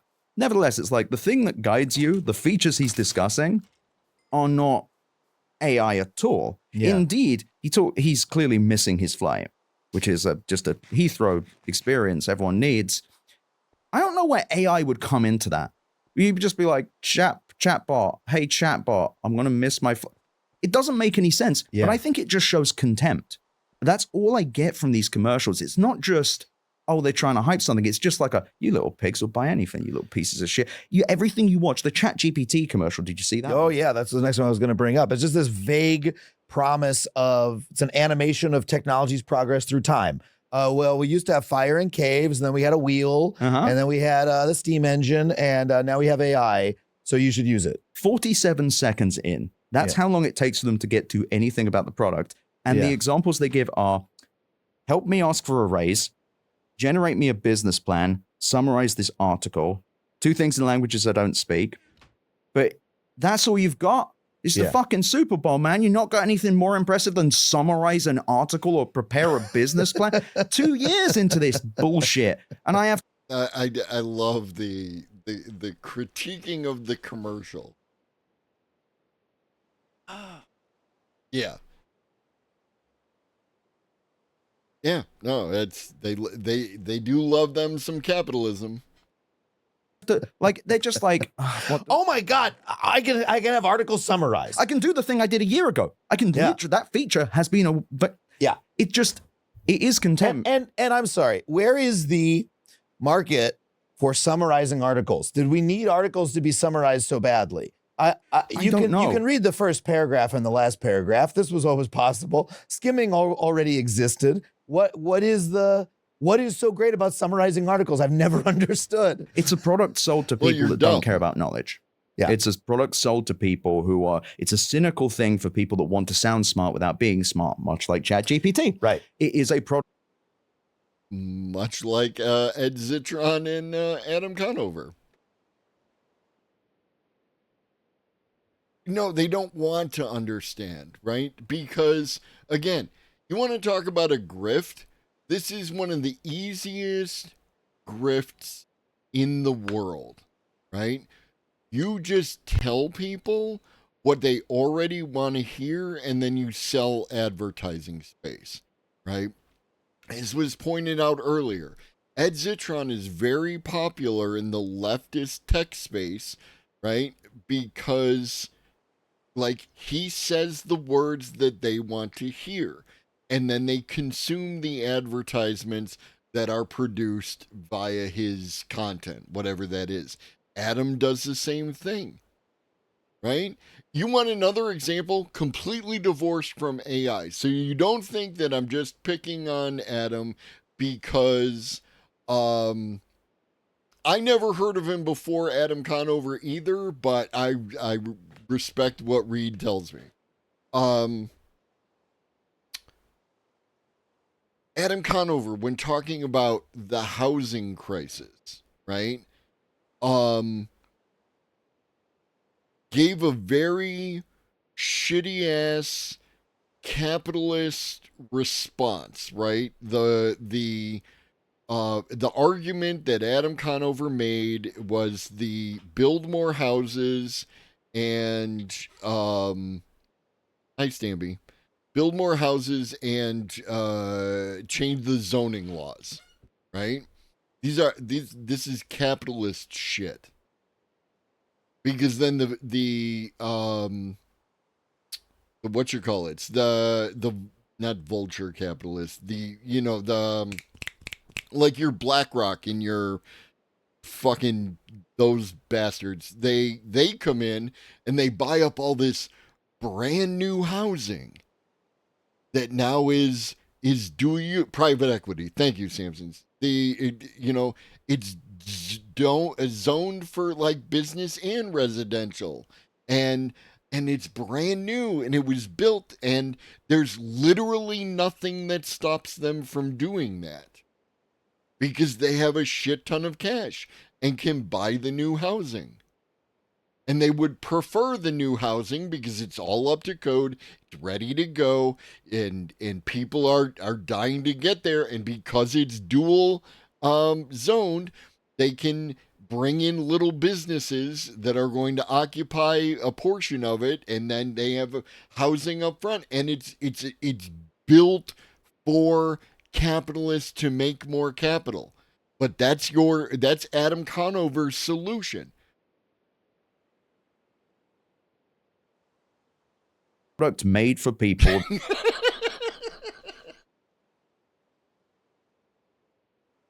Yes, Jimmy Neutron got depressed and a midlife crisis and grew up and is now doing a podcast. That's 100% correct.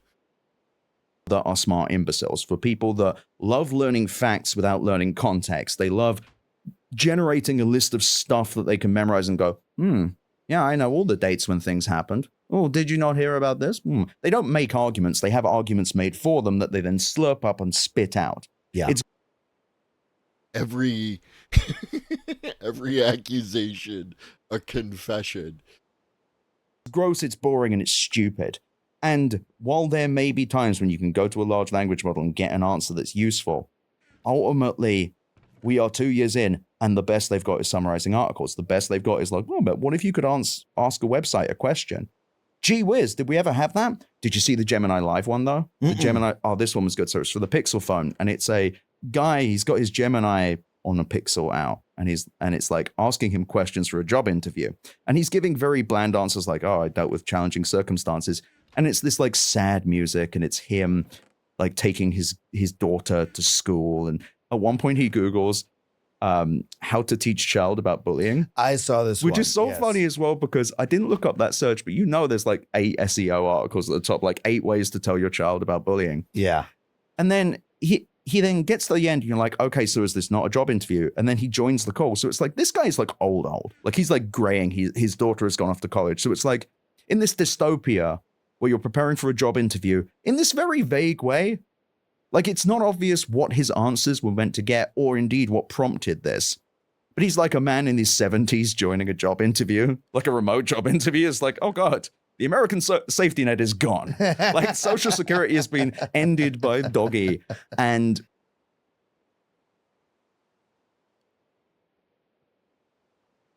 Did Doge end the American safety net? Was it Doge?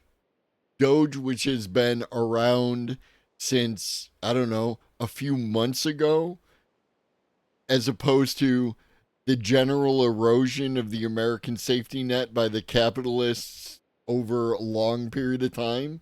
Ed? But the biggest thing I noticed about this commercial was that I do not know what the product is. Yeah. I could not tell you. Got into my... Well, was there a net? Yes. Was it meant to be safe? Right. Exactly, Beef. This is this is just, again, at least 50 years, if not longer, right? You can make the argument, blah, blah, blah, but at least 50 years this has been going on. But all of a sudden, it's because OpenAI made ChatGPT, ergo, to wit, the government is falling apart and doesn't take care of people anymore. Is the summation of Ed's argument, as far as I can tell what it is. Because he doesn't actually do it. He just talks a lot. He Joe Rogan's. Jordan Peterson's, right? You just say a bunch of words in a row. You sound smart. You sound clever. You tell a funny joke. You get your side guy to laugh along with you. And then me watching at home, not knowing shit, I'm like, oh, wow, this guy must be very smart. This guy is funny and well respected, and he's British, and Americans love that British accent. What is maybe it's Gemini Live, and that I only know because it said it on the screen. What if you could talk to the phone, and the phone could sometimes say stuff back? Is that good? Do you like this?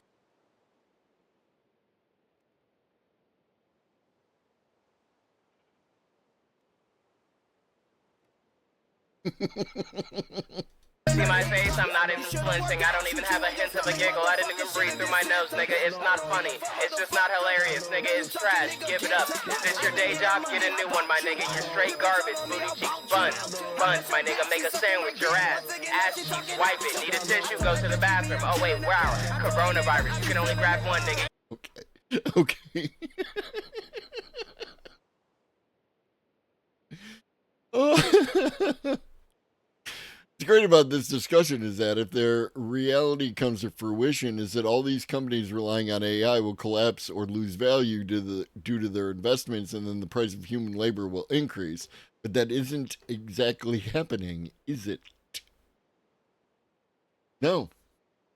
What do you think? Yeah. Please buy it. Well, it's free, and it loses us money every time you use it. So use it, but maybe don't use it. But also you could use it in some way. How? Well, we just bought this $8 million commercial and we do not know. Enjoy. But that's the thing. I get a lot of shit about the AI stuff. I get a lot of people saying, oh, yeah, well, you're just a cynic. Oh, you just. No, you're just wrong, dude. You're just wrong. Right? You can't defend your arguments. You can't make good arguments. You just run your fucking mouth and are demonstrably wrong. So, yeah, you should get pushback on your opinions. But then you let it wash over. Oh, you just don't understand. You're just simping for the AI companies, blah, blah, blah, blah, blah.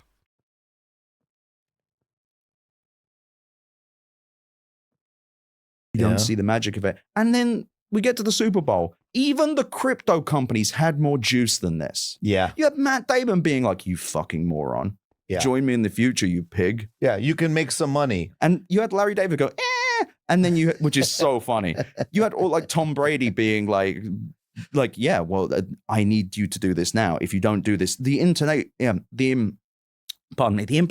with all of that was you're a moron. I got a panda. Rolling in the deep. That panda is probably stuck. But I don't want to try to get it out. Man. If you don't use this. The implication from the AI one was, shit, we didn't fucking come up with an idea. Oh, we didn't come up with a reason to use this. Oh, Dave, we said we were meant to come up with a use case. I don't fucking have one. Summarize an article? Sure. I don't fucking care. We've been paid way too much money for this. Sold. It's so bizarre because you've got the whole market screaming, all the media screaming about AI being the future. Look at all the things that AI can do. Well, don't look. And again, this is the thing. This is what you do. Why does Ed Zitron sound so much like Joe Rogan? Is because all of these people are saying a thing, but I'm the smart one, right? I know the truth. and I'm going to tell you the truth, and you should only listen to me. It's very cult-like behavior. And no one's telling you not to look. You literally can look. It's better if you look. No one's telling you not to look. Don't look at what AI can do right now. Do not look at it's not good. Yeah. However, what if it was? Yeah. Wouldn't that be good? Also, it loses a bunch of money. That's bad, but it won't. How? I don't know. Yeah. But it will. It won't. There's a lot of just like weird fill-ins. I just don't. I really thought by now I would have something to argue with, but I have less. Just fantastical stuff, I guess. This week's episode is brought. We've got a second sponsor. We've got a second sponsor. Yet you don't know because you're not looking. You are intentionally avoiding anything that argues with you, you dumbass son of a bitch. LMA.com/factually.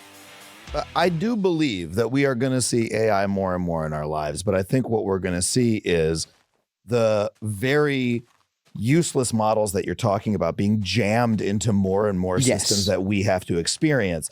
And so our experience of AI is going to be arguing with AI assistant chat agent going, fuck, representative, fuck you, give me a human, my pen broke, I got so mad. Adam, we already do this. We are already doing this today. Yeah. This already exists. You can't, even in this example you brought up to say how this will continue, it's still the thing that's already happening. I've been doing that for a decade. Me and the Verizon chat, we are not on speaking terms. Yeah. Like, it's...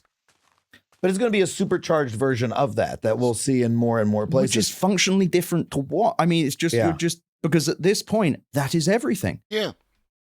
That's why my first question, Reed, is always, what did your prompt look like? Right? You had a problem with it. It didn't do you well. I get it. What did your prompt look like? Let's have an educational experience. Let's figure out. We're gonna eliminate you as the problem, and then we'll go to seeing what the problem is with the the software that you interact with. This is tech support 101. Eliminate the user as the problem, because PEBCAC is a thing, ID10T errors are a thing. Right? So we eliminate the user as the problem, because often that's where the problem is. And then once we've done that, then we start to look at why isn't the thing doing the thing that it ought to do. But who knows? I fuck around with it once every week or so, and I ask it to do something stupid, and then I leave it because it's stupid, and it gives me stupid answers. Okay. That is everything you use. They're already, for the last 10 years, big tech has educated the economy and consumers against having customer service. If your Facebook account ever gets banned, good luck. Mine was banned for 3 to 6 months, and it took begging someone on Twitch, being like, someone, because they're going to delete it. And they never told me why, but they were locked out. They never explained why. You look at, now you can pay for Facebook Premium Verified. It's like $15 a month, and you can get customer support with that. It's not like, that is 100% true, it sucks. Jesus. I know, it's fucking bleak, but that is everything. What up, Michael? You go on Amazon now, you can get... I was making a similar point about Donald Trump. I think it would be a lot less popular if people had him on mute and they read transcripts of his appearances rather than through video. Seriously, when listening to him, it's easy to understand why people would find him entertaining. Transcripts make his stupidity much more obvious. Again, today, and there's always a book for that.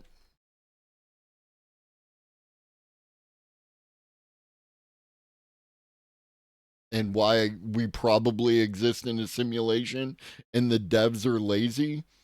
This is 1935, Sinclair Lewis, a book called It Can't Happen Here. What up, Bark Eater Jay? No, fair enough, which is why somebody needs to take this and turn it into a TV show or a YouTube show or something like that, right? Because literally the character Buzz Windrip, Berzelius Buzz Windrip, is Donald Trump. Like, it is scary how, like, close it is. And they talk about exactly that while people are listening to him, you feel some kind of way. But then, after you're done, you can't really remember what he said, right? Oh, Jesus Christ. So, a spoiler alert to something written almost 100 years ago. Enters the presidential election campaign on a populist platform, promising to restore the country to prosperity and greatness, and promising each citizen, wait for it, $5,000 a year. Did anybody recently mention getting $5,000 checks? Holy shit. I don't, there's no evidence for simulation theory, but to a customer service rep, it just takes a few you have to like do a sleight of hand. You have to be like a trickster to get around. You have to mess with. Yeah, that's capitalism, dude. It's capitalism. It's not the AI. It's goddamn capitalism. Oh, fuck. I would, yes, no, I would. The bot until it goes, and it just goes, talk to a person. And they're usually very pleasant, to give them credit. But they're already doing this. They're already been working on this. So, oh no, we're going to have AI chatbots everywhere. We already fucking do. Because the vast majority of customer service calls, no offense to the people who actually need help from a human being, but the vast majority of customer service and tech support calls are, have you tried turning it off and turning back on again? Or we'll send you out another one of those. $115,000. Amazing. They suck. It's just we're going to have, at some point, they're going to hand it off to something important and something is going to break really badly. There's going to be someone who, a banking institution probably won't be it because they got dinged by the SEC. Well, we don't have the SEC anymore. Oh, I don't know what's going to happen with some of it. There's so many variables as well where it's like, if they just delete part of the government, is that going to... Well, let's come back to the government. I mean, you mentioned crypto and how crypto had more juice. And I've talked on the show for years about crypto being a bubble. Right. Right. That's why they're so goddamn pleasant when you actually get to talk to them now. Because all those calls that are now being handled by a chatbot that can send out an automatic ping to your modem or issue you a new item because the item that you were supposed to get was lost, right? This happens now, and they don't have to do any of that. So the people that they're talking to are people with real problems that they can address. And that would make me feel good too. And not really being a product, having no use case, and just being a constant, pump and dump scheme. It seems like crypto's plan to save itself has been to embed itself in the U.S. government, to get the U.S. government to like buy a strategic reserve of crypto and hold some. And then that de facto turns it into a much stronger, commodity or currency than it would have been otherwise. At basically at taxpayer expense. Like it's it's being bolstered by, it's being propped up by the government of the United States. That's actually a pretty good social engineering scheme to create sort of perpetual value around your useless product. If you can get the federal government to invest a lot of money in it, is that part of what is going on with Elon saying we're going to put AI into the federal government? Is to try to, as you say, we're going to force this product, we're going to make it penetrate everywhere so that people are forced to deal with it as a way to socially engineer the omnipresence of this useless technology. So crypto is weird because crypto found another use case, which is they found some way to turn the fake money into real money and then shoved it into campaigns. It's all nakedly illicit. It's all nakedly manipulated. But they found a way to financialize it, and to the point that they can get some money out of it. I do think that there will be more crashes just because this whole thing's unstable. But there is a use case, which is dark money. It's the dark money machine. They found a way to do that. By comparison, large language models haven't got shit. And also, let's say that they do have AI in the entire government. Let's say government does $500 billion a year of just AI contracts. That would require them to do so much that doesn't exist. There's not enough reasons to use it. There's not enough use cases, even if they put it fucking a chatbot everywhere. First of all, this stuff's horribly unprofitable. But second of all, there's not that much money will come out of it. There really isn't. Like, there isn't that much cash. There aren't that many use cases. Even if they put it everywhere, what can it do other than what? RAG search, so it can do like generative search? Yeah. Okay. And you've got chatbots. And then you've got what? And that really is it. What is it? With crypto, there's money in, money out. Like, it's nakedly illegal, but we don't have laws. Like, I mean, you can fire all the air traffic controllers and put all the flight paths into a generative AI and have it output landing instructions. I'm going to assume that you could rig up an AI to do something like that. That might save you how many millions of dollars a year by not having any air traffic controllers? $10 million, $20 million a year? Something like that? I think that's a terrible idea, but it actually is a well-defined use case of something that you could do, which is fascinating because it shows that these two are, at least Adam is, capable of understanding what it is that we're talking about, which means he's unwilling to, again, because he's a grifter. They would never do that for a number of reasons, but if they did, the first private plane to crash would be the end of that. Just the second, all of this stuff stops. I mean, we're hoping, as somebody who takes 50 flights a year to tour, go to adamconver.net for my tickets and tour dates. I'm worried about flight safety, and the only thing keeping me confident about it is, you know what? This is the one thing that might affect, like the Mark Andreessen. Can you imagine how much money you have to make to take 50 flights a year? And is that 50 like? Is it actually 100 or is it 25? Right?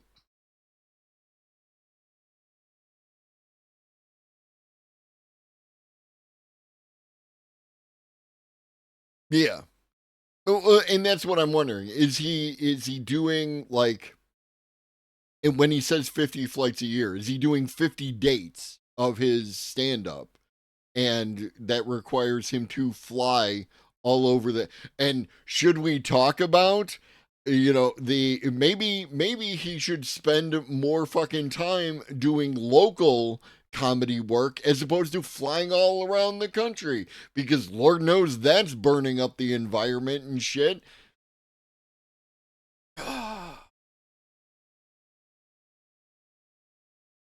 Andre, it like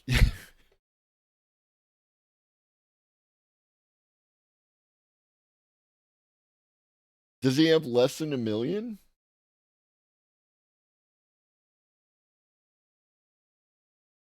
Oh, wow. I thought he had 1 million. I guess his stand-up pays well.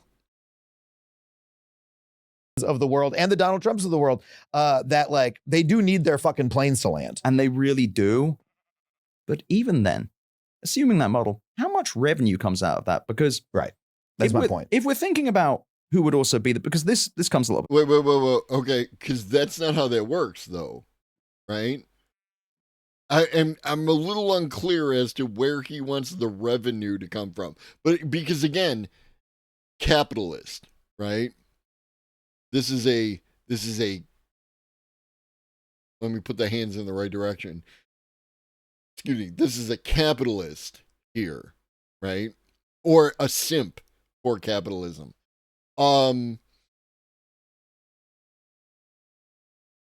He needs the profit. Do you need the government to be profitable, or should the government paying the private sector to do something, and you want them to extract, because the government does pay for things, right? And they do pay the private sector for things. I mean, Medicaid insurance, Medicare, Medicaid, one of the two, is like the most efficient insurance there is, and they pay the least amount for all the stuff because they take no shit. Maybe he does. Maybe he's got a fancy credit card. It's like, okay, Elon will put AI into everything. He'll put Grok into everything. Horrible idea. Terrible. Terrible. How much money, though? Because generative AI is unprofitable. Inference, which is the thing you do when you prompt it, everyone's saying the price is coming down.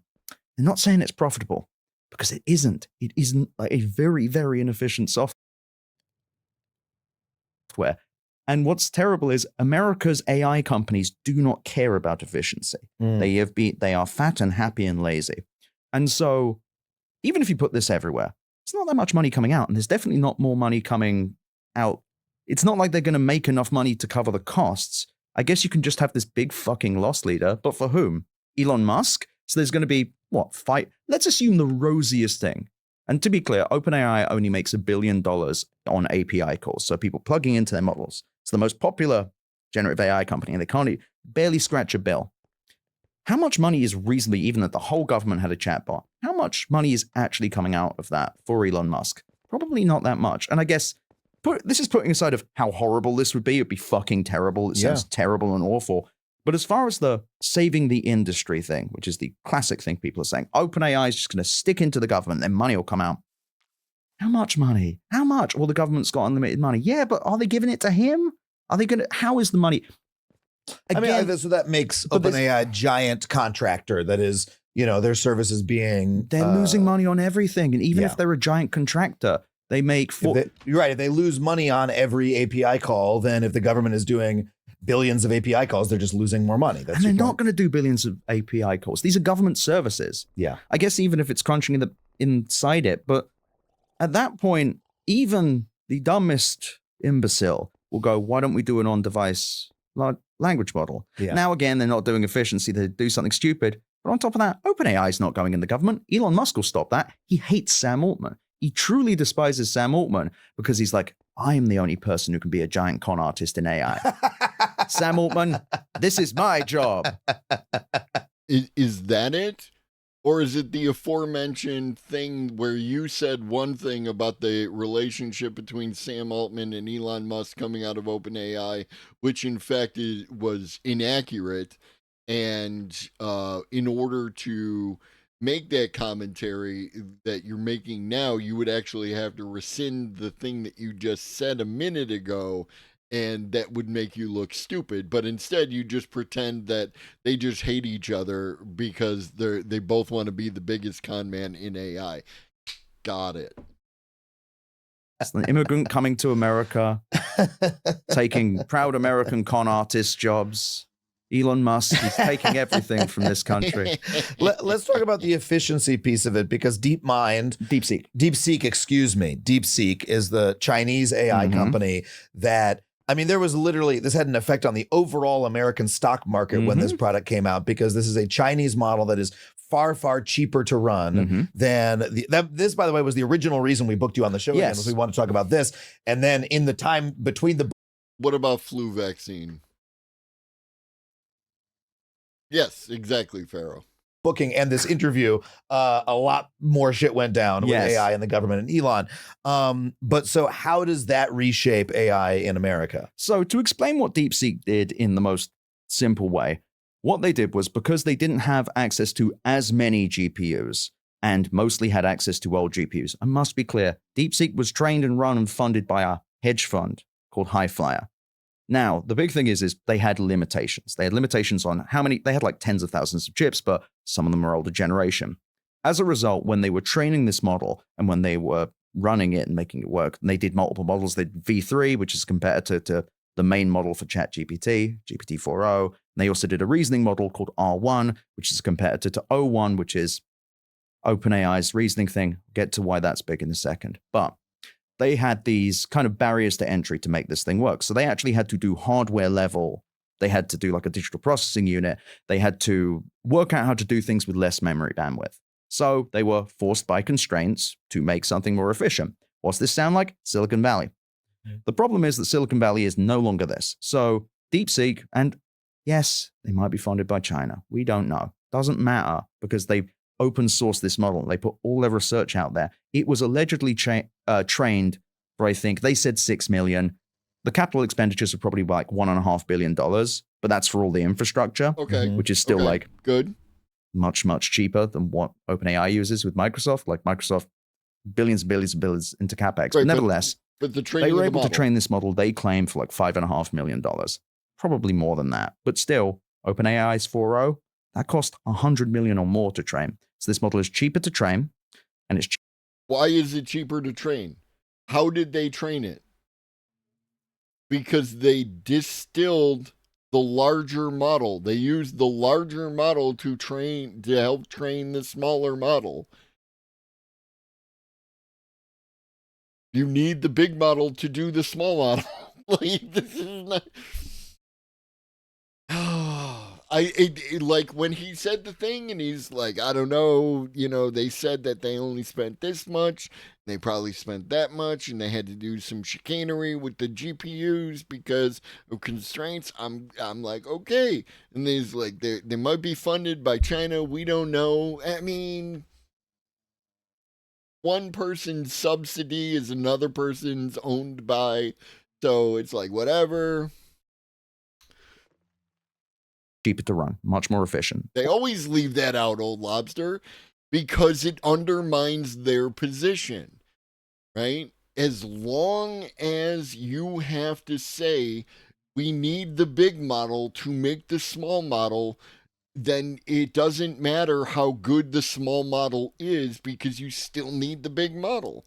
You need infrastructure to have business. You need this to have that. That's the thing that exists. All their models are. Their R1 reasoning model is like 30 times cheaper than OpenAI's. Wow. And why is that? The big reason this is so scary isn't just the cheapness. It's the fact that it kind of broke the paradigm of we need the biggest, most hugest chips every single year without fail. That's because not what happened. They didn't. Yeah. It also broke OpenAI because OpenAI, when they released O1, their reasoning model, there was a big build up to it with all these rumors calling it strawberry. Everyone really lost it. And all the media, again, shat their pants on this one. They were like, OpenAI's O1 reasoning model's here. It can think. What can it do? I'm afraid I have a phone call. I will be right back. Every fucking time. But it was like moon magic. Everyone's like, OpenAI, they've made reasoning. Everyone started copying OpenAI. And then this random Chinese hedge fund is like, we did it. We did it. We open sourced it. Here's all the research. Go fucking nuts. And the funny thing is the model was trained off of outputs from OpenAI. So OpenAI was like, should we sue them for copyright? And it's like, oh. That's not what they said. They never fucking said that. At no fucking time. Again, fuck OpenAI because it's a business. Fuck Sam Altman because he's a CEO. Fuck them all. I don't care. But this is blatantly fucking lying. What they said was, we believe that they violated our terms of service, which is legitimate. You signed a terms of service. It's the same thing if you get fucking banned off Twitch, it's because you violated the terms of service. If you get banned as a chatter, you violated the terms of service. Terms of service that you agreed to when you pushed the goddamn button. True, Old Lobster. Oh, wham, my plagiarism machine got plagiarized. Fucking cowards. Anywho, so you now have the broken myth of OpenAI being magical in this big research hub because someone else did it real easy like. Yeah. And you have this thing of, why do we have to keep buying new NVIDIA chips as well? When we can do it for cheaper. And also, why do we need all this CapEx? Why do we need to spend all this money to build this out? We could do it with older chips. No. What do we need? And still, the market's still going, but there is there has been a vibe shift, a nasty one too, where everyone's like, everyone? Did we put all this money and attention into something that's just a kind of a boring piece of cloud software? Yeah. I sure hope we didn't do that. Yeah. So now we've got this weird situation where OpenAI before this happened was like the god of reasoning, and no one could possibly work out how they did it. Now they're not. Now it's commoditized. Now Literally not what happened. Literally, OpenAI was not the god of reasoning. No one could figure out how they did it because everyone has a reasoning model, and everyone was working on a reasoning model because most reasoning models are based around the idea of mixture of experts and chain of thought, right? Either one, the other, or combination thereof, right? Like that's how the reasoning models work. Right? They look at it again and they take more time. And it's something that we used to do manually and now it does it in and of itself.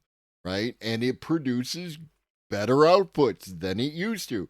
In the same way that 3.5 was better than 2 and 4 was better than 3.5 and so on and so forth.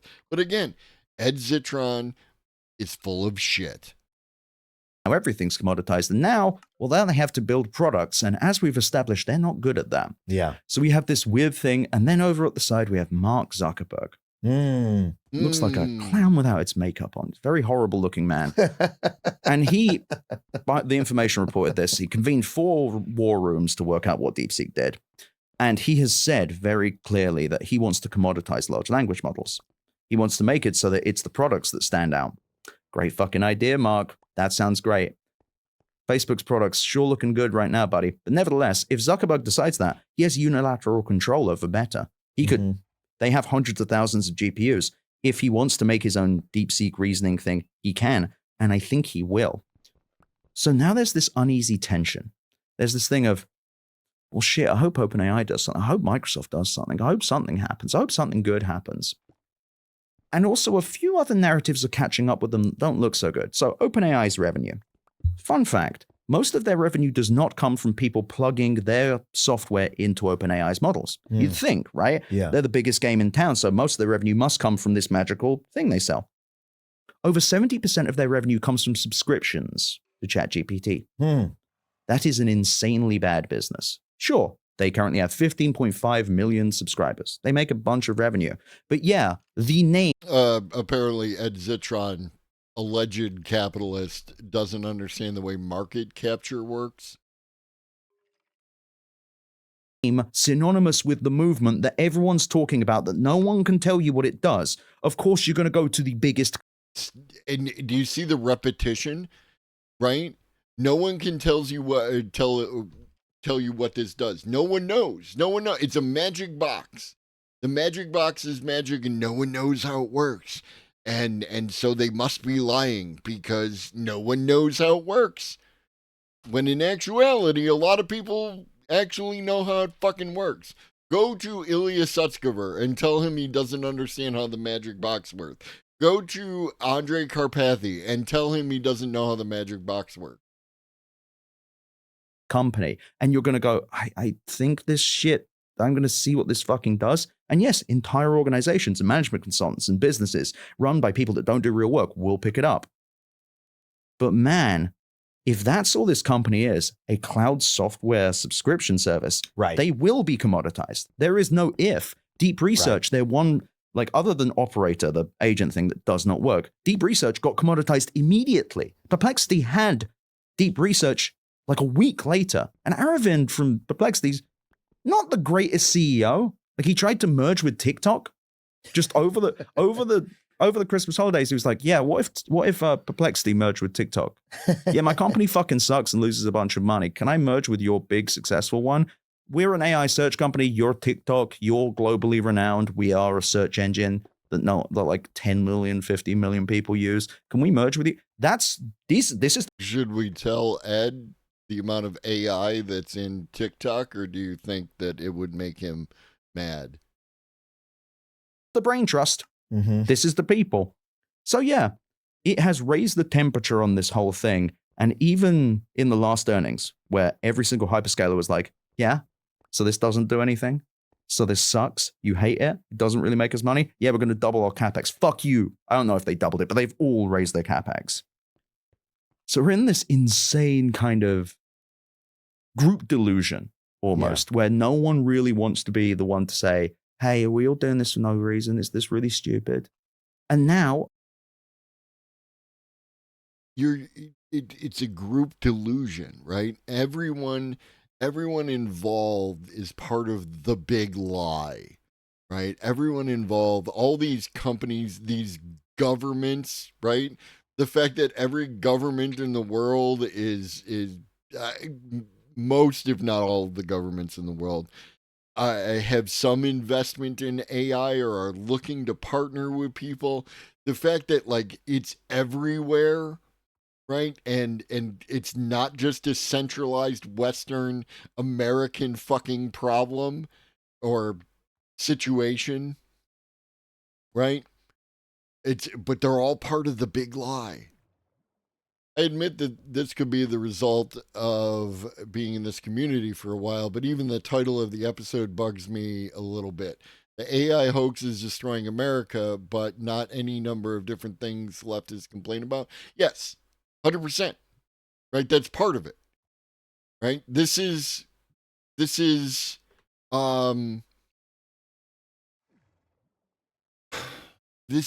telling people things that they want to hear and then commoditizing advertising out of it. This is grifting. They are grifting. You know what I mean?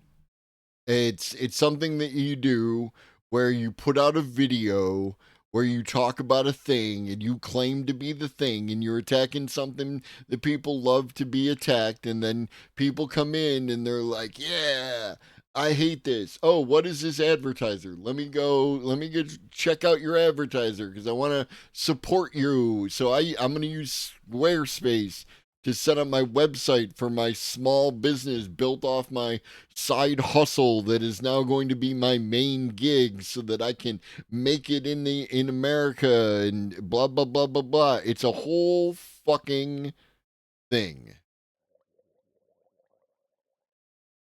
And yeah, it's a clickbait headline. Or, sorry, not a clickbait headline, a clickbait title to bring people in to watch the video. Right? AI is destroying the internet. AI is destroying America.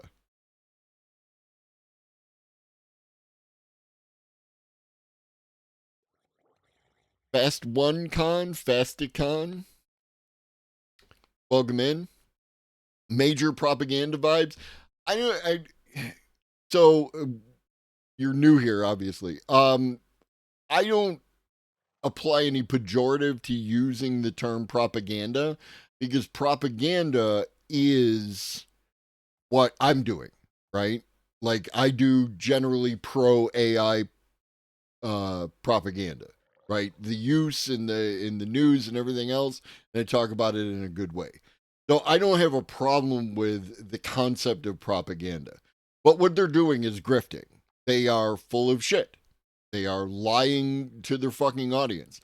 They are, especially at Zitron, provide zero evidence, talks about, oh, I looked at fucking thing and just trust me, bro, right? Where what I do is I provide you with a list of articles and I provide you with a morning show where we go over the fucking articles, and then I also put it out as a Substack so you have those articles if you want to look at them yourself. I put them in the Discord so you can look at the articles if you want to look at them yourself.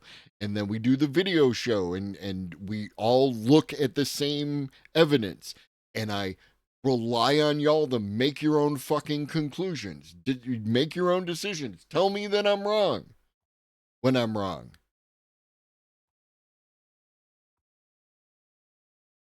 They don't do that. OpenAI is raising money from the god of investment, Masayoshi Son of SoftBank.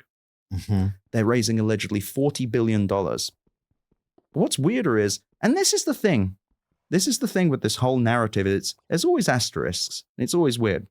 So OpenAI is raising up to $40 billion, led by SoftBank, famous for WeWork, and Wirecard, the fraudulent payment company. Like, they've lost $30 billion in the last few years. It's fucking crazy.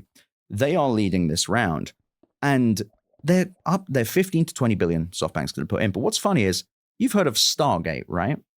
Stargate's this new alleged private partnership. It was announced with Trump there, but up to $500 billion to build miscellaneous data centers for private AI companies led by OpenAI. OpenAI commits $19 billion to this. Wouldn't you know it, part of the reason they're having to raise $40 billion is because they do not have $19 billion and they only lose money. And so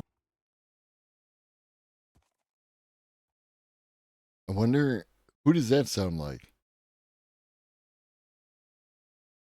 It sounds like exactly like the bullshit that came out of Elon Musk's mouth, in spite of other people being like saying they do have the money or they can get the money and it's part of the process. I don't know.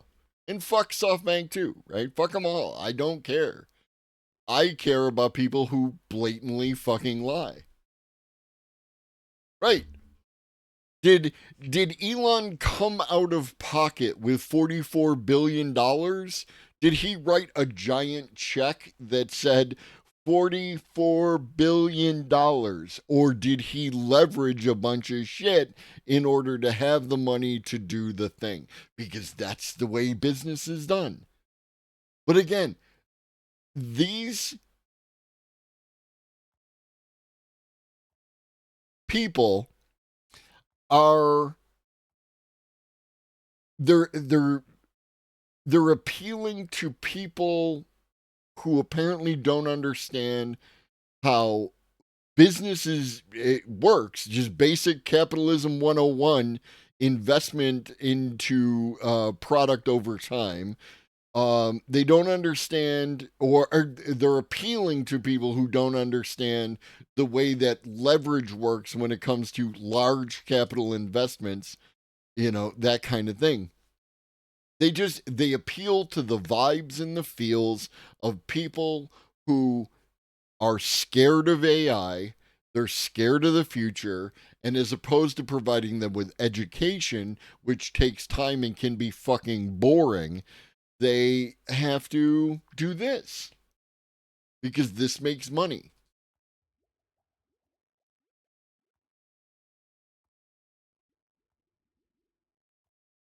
I'm trying not to use words that are like in that ableist adjacent fucking space, right? Like I'm trying not to use dumb and stupid and moron and those kind of words anymore. I'm trying to do better, Pharaoh. SoftBank is also putting money into this deal. And I don't know for listeners if they know what SoftBank is. SoftBank is a giant Japanese conglomerate that has a venture arm called the Vision Fund. And what's great is they had a really early win on Alibaba. Really insanely good pull that they're still making money off of because they were so early. Most of their other investments not so good. This Masayoshi Son, the CEO of SoftBank. What up, Wrong Side of Right? Desperate. He was like begging Adam Newman from WeWork, begging to invest. He begged Sam Altman to invest in OpenAI. SoftBank is one of the only investors that lost money on Uber. Wow.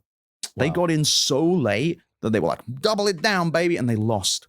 You lose money on the most obvious SoftBank rocks. Anyway, when SoftBank invests in the company, it's a great time to start questioning the fundamentals of the company because they do not look at them. So you've got this weird thing where all of this money sloshing around, all these companies are promising all this money, but in the middle, there's nothing. There's nothing going on. There really isn't going on.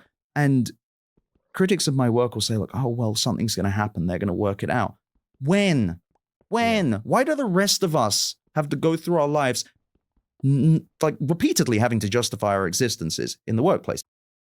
Capitalism. In our relationships. But these chunder fucks, they get out there and they're like, so search engine, it kind of sucks. It's really expensive and loses a bunch of money. It could be God. Can I have $40 billion? And also I need that now. I need that now. I know I just raised $6.6 billion late last year. I need more money than that. And I'm also, by the way, you're going to give me $40 billion. I'm going to need another 50 in like 6 months. Yeah. Why? Because my software fucking sucks, dude. It's so bad. But it's also the most powerful thing in the world. My company is sick. I need money. But it's also so good. We're going to birth God. If I get enough money, I do not have enough. Yeah.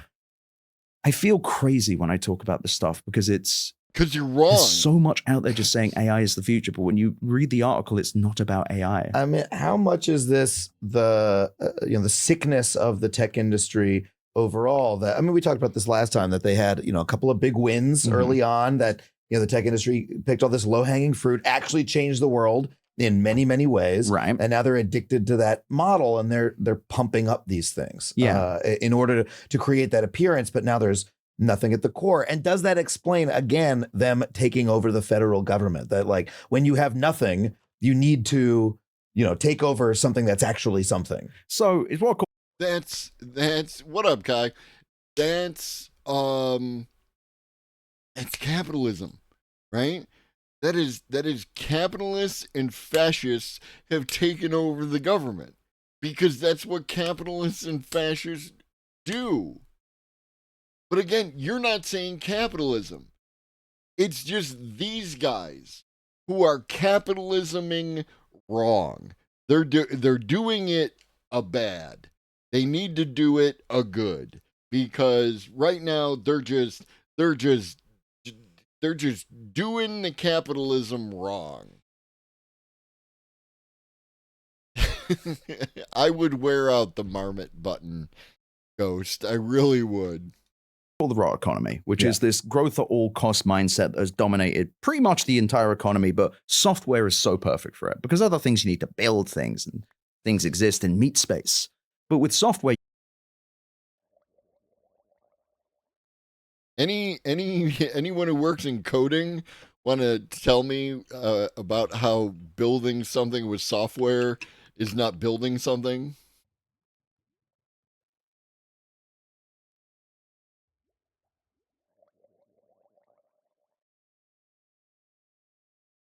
Yeah, you're not wrong. Efficiency has been a thing for some time. Software famously is built from scratch every time. It's true, right? Like it's 100%. It's just it's magic, right? And you go and you do the magic, and then it goes poof, and then you have software. It's pretty amazing, right? You commune with the Fae. you can put it all sorts of places, and you can sell to new people, and you can upsell to those people. You don't need to do many extra things to upsell to them. This worked really well for a while. And when you look at everything through the lens of growth, you start cutting away the troublesome people who are like, hey, is this useful? Is this good? Do the customers like it? Fuck off. Yeah. Out with you. How dare you? We're trying to grow. All these companies are oriented around growth. They want to grow double-digit percentages every quarter. Every single product that they put out is kind of oriented around that. Microsoft's 365 suite, for example. Anyone who works in a business that uses Microsoft will know that Microsoft Teams does not work half the time. That now you load Word and it's like, hey, do you want to do AI? It's like, no, mate, I want to write. It's like, you sure? And it pops up again. It's like, hey, you seem to have closed the window real quick. Just bring this up again. Also, that's never a good look. But they're doing this because by putting AI in it, they're thinking, okay, now we can upsell customers more. The problem is, it's been like 10 years since they've had something big or good, like a real growth market. And by a growth market, I mean another way to bolt on $5 to $10 billion of revenue a quarter. None of these companies have had one of those for a while. What has always worked is throwing a bunch of money at stuff, building a nasty monopoly, making it so that you can lower the price of your software so that you can sell into the enterprise, so you can sell to a bunch of fucking people, or finding ways to trap people in your ecosystem so they can never leave, so they have to keep paying you so you can raise the rent on that. It is rent-seeking, ultimately. But growth, and really the only thing that grows forever, is cancer. So right now, the tech industry oriented around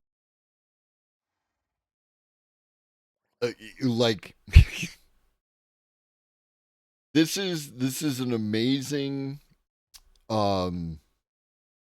example, performance of how you can dance around the word capitalism and never say it. You never actually have to point directly at it and say that this is a function of capitalism, right?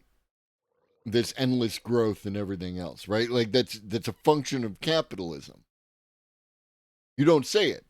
It's just the tech industry. Do we all hate the tech industry? Do we all hate tech bros?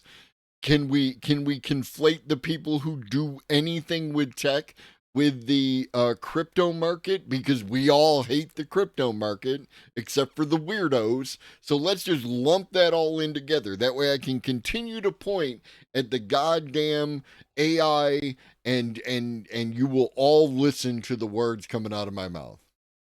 Like if Microsoft plugged their software and services into AI, like I go build a graph for HTE last year of Tesla's stock price. Now if it Power BI or Excel or something and made it, that would be cool. Right now it's just scraping from the web, not even referring you to Microsoft's product. Well, you're talking about Copilot. So maybe, yeah. I at the moment I'm currently using Gemini, the Google suites, right? Because there's other Google products that I use, and Gemini seems to integrate well with the Google products. So Ed keeps conflating venture capital, which is problematic. No, this is the thing, Michael. I don't know if you were here at the beginning, but Adam talked to some venture capitalists who are good guys, right? They're the good ones, right? Which sets up the entire thing, because this is the same bullshit that the fucking guy with the what's it called, the social dilemma, remember that piece of propaganda? In the social dilemma, Facebook is capitalisming wrong, right?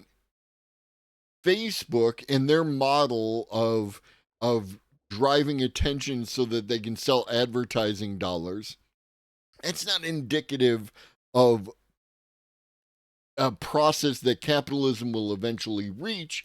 They just did it wrong. And because of that, they need to be punished. Social media, like if Facebook didn't go too far, everything would have been fine. That's these people. You want to talk? I don't often throw around the lib slur, right? But these fucking guys are libbed the fuck up. Growth. Well, they see AI. I'm like, wow, that sounds futuristic. And I mean, the whole reason that Microsoft invested in all these GPUs is because they saw ChatGPT and they went, gotta have that shit on Bing. I gotta get that on Bing. Get on Bing right now. Buy all the GPUs. Amy Hood, go, go, go, go. We need call NVIDIA. And they did that because none of these companies really understand customers or problems. I know I'm speaking kind of vaguely, but really, if you look at what they're building these days, they're no longer solving problems. So they think AI, magical, right? And these little pig losers will buy anything. It really is contempt. It's like look how amazing this is. Why is it amazing? Shut the fuck up. And every time it's like, why is this amazing? Well, computer AI. This worked before, and it did work before. People would just buy whatever the tech industry put in front of them. But even then, even in the past, even with these little things, they found a way to get in. They found a way to sell it in. What they've never done is take themselves to the side of just an insanely unprofitable thing.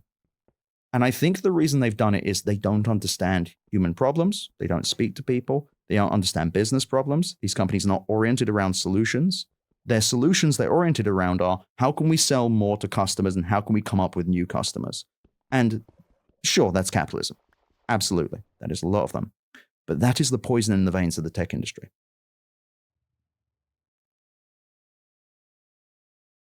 One hour, 9 minutes, 30 seconds. He finally fucking said capitalism and then hand waved it away. Holy shit. When everything's oriented around number go up, the only thing you optimize for is engagement. Right. Yeah. The only thing you optimize for is keeping the people on the service in the app, which can either mean you have a monopoly, you kill off your opponents, or you make it so that the app is harder to use. Yeah. Use any modern app. You also don't maintain anything. So if you're using, I don't know anyone watching this, if you're using an app and it just stops fucking working, you are not alone. It's actually a big part of my work. I'm saying it's like, you are not alone. Everyone has, every single person you talk to, their software is breaking down. Every bit of software isn't working. And it's because these companies do not sell software anymore. They Is all the software breaking?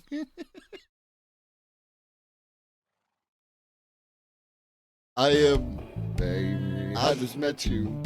This is crazy. Here's my number. Call me maybe. Thank you for the follow. Is all the software breaking? Because I'm using I'm using software right now, and if it's breaking, I would like to know, because I'm using at least 5-6 different pieces of software that I'm aware of. The Twitch mobile app is pretty broken. I am using it though, so and it appears to be working, because if I go like this, the little version of me in the window goes like this.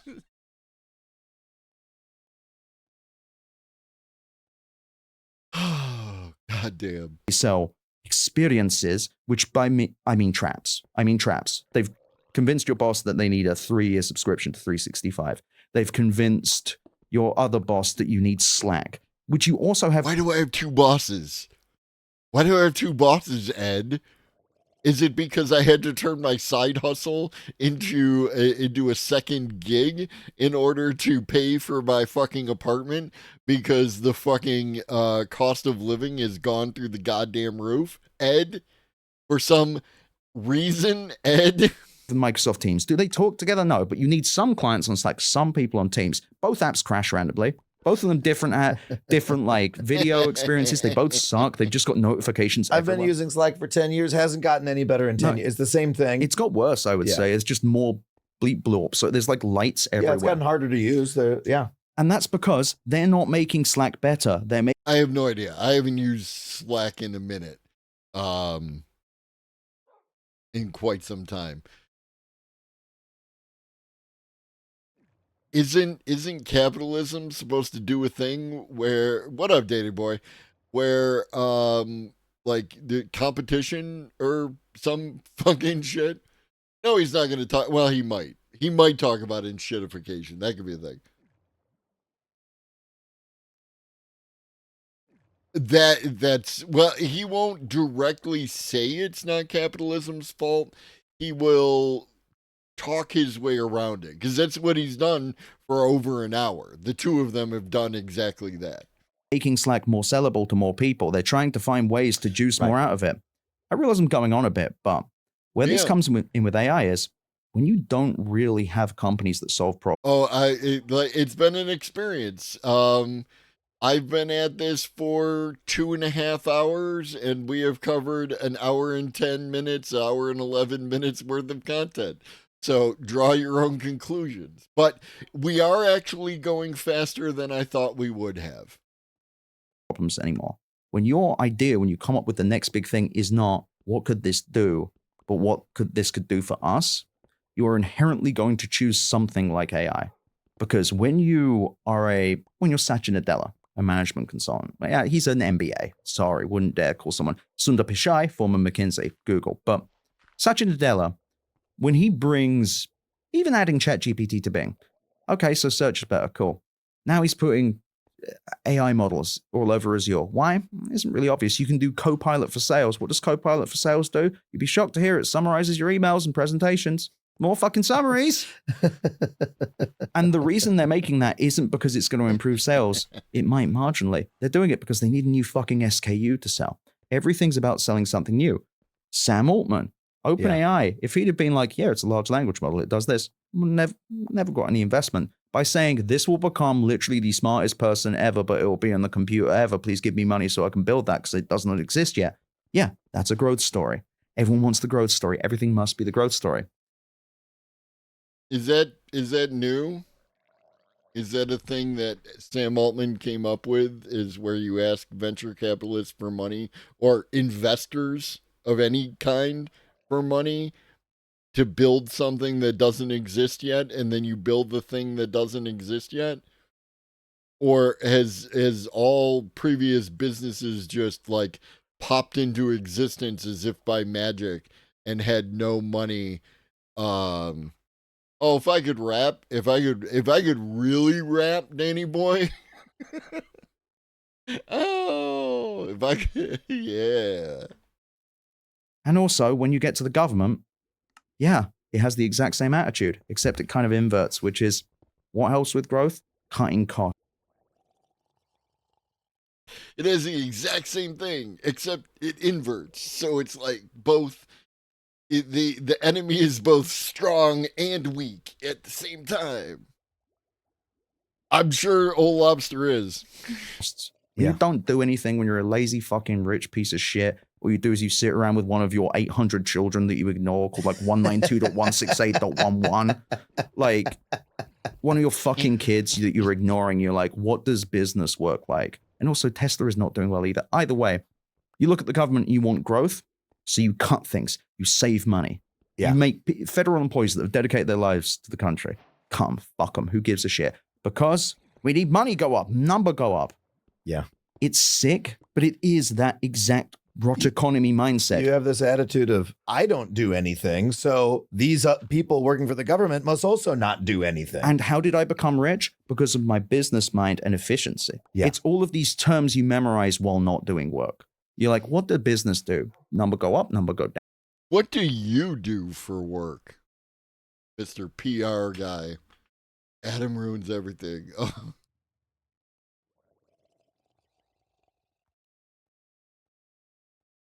Oh, Danny boy, you're gonna set me on an arc because I can see the path, my friend. I can see the path.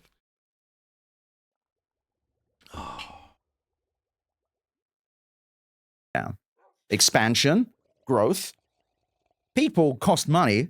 What? A class for something? You're making a lot of sense of this because, look, the guy. No, he's not making any sense at all. He's saying a bunch of words and you're agreeing with him because you're both into the same grift. You lying sack of crap. Why not both? Can both things be true? Capitalists want to sell AI for profit and increase productivity. Aren't those both goals? Yeah. Yeah. No, the purpose of AI through the capitalist lens is to eliminate workers. Oh yeah, no. He's liberal. He's libbed the fuck up. And I used to be a huge fan of Adam Ruins Everything, right? Like I was on board with Adam Conover, and so I was interested when he did his first video where he had Ed Zitron on and talked about AI because that's what I'm into, right? And then what I found out is that Adam would lie about stuff that he doesn't know about or pretends not to know about or whatever. The point is that he's lying. The reason I don't like this is because if someone is lying about one thing, now I have to question, are you lying about other stuff just to get your point across? Did you lie in something in Adam Ruins Everything with his video about the carification of America, that kind of shit? Did you lie in that in order to just get your point across? And that's a problem. Right? Because I expect to be on the side of people who don't have to lie. Right? We will take the truth, we will present the truth, and then we will use that by which to raise everyone up. But it must be the truth. It must be the facts. Because if it's not the truth and it's not the facts, then what are we doing out here? If we're all just going to lie about whatever, then what's the point? Government has been run by big business for many years in one way or another, since hundreds of years, frankly. It's like, America is a capitalist country. Right. And so we've been governed by capitalists. But, when we were being run by GE and, hey, hell, even fucking Goldman Sachs, those are parts of the regular economy. And I think maybe. What up, Kippa? It's factually, right? Factually is it should probably be factual-ish, right? But he just did it. Goldman Sachs is the good capitalism, right?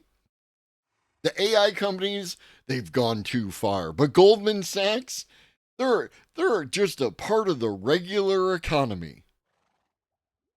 We had a more sophisticated understanding that you need the country to be regulated in some way, right? True. You need Yes. people to be able to make livings. You need planes to be able to land. You need, order in the country. And so there was, at least.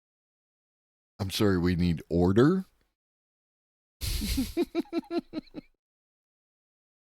Oh, Adam, my good son, Adam. A maintenance of the system, but the tech industry playbook has become so brain dead and empty and based around puffery and cutting and number go up. I get it. I just,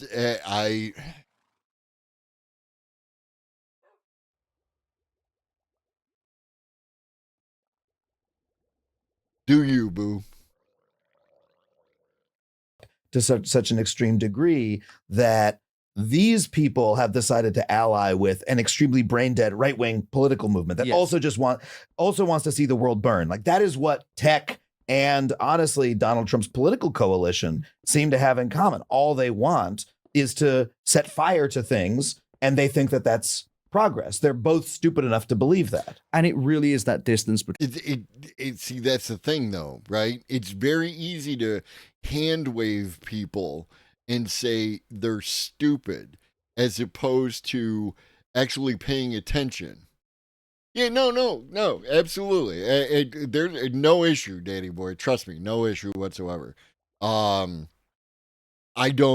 just talk about me, right? And this is an example of what I try to do, but I don't ever expect anybody to do what I do. I expect them to do what they want to do, right? Like that's ultimately what it comes down to. And that's going to be different things in different scenarios, and I get it, and it's just like, I don't know, baby. I got to ground myself in the truth.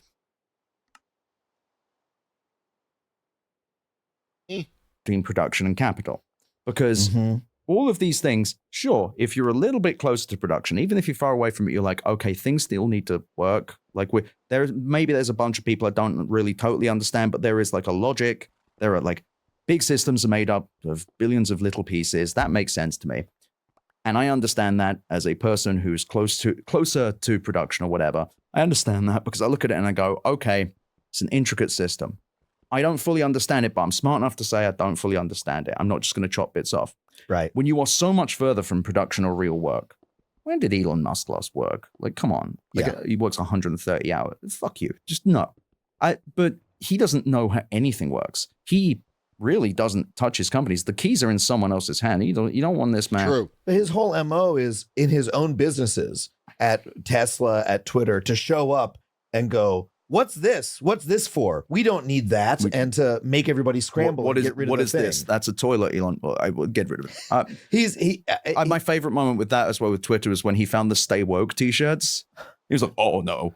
He got so angry at the Stay Woke. He was like, oh my God, no, I can't have this. It's fucking. But that's the thing though.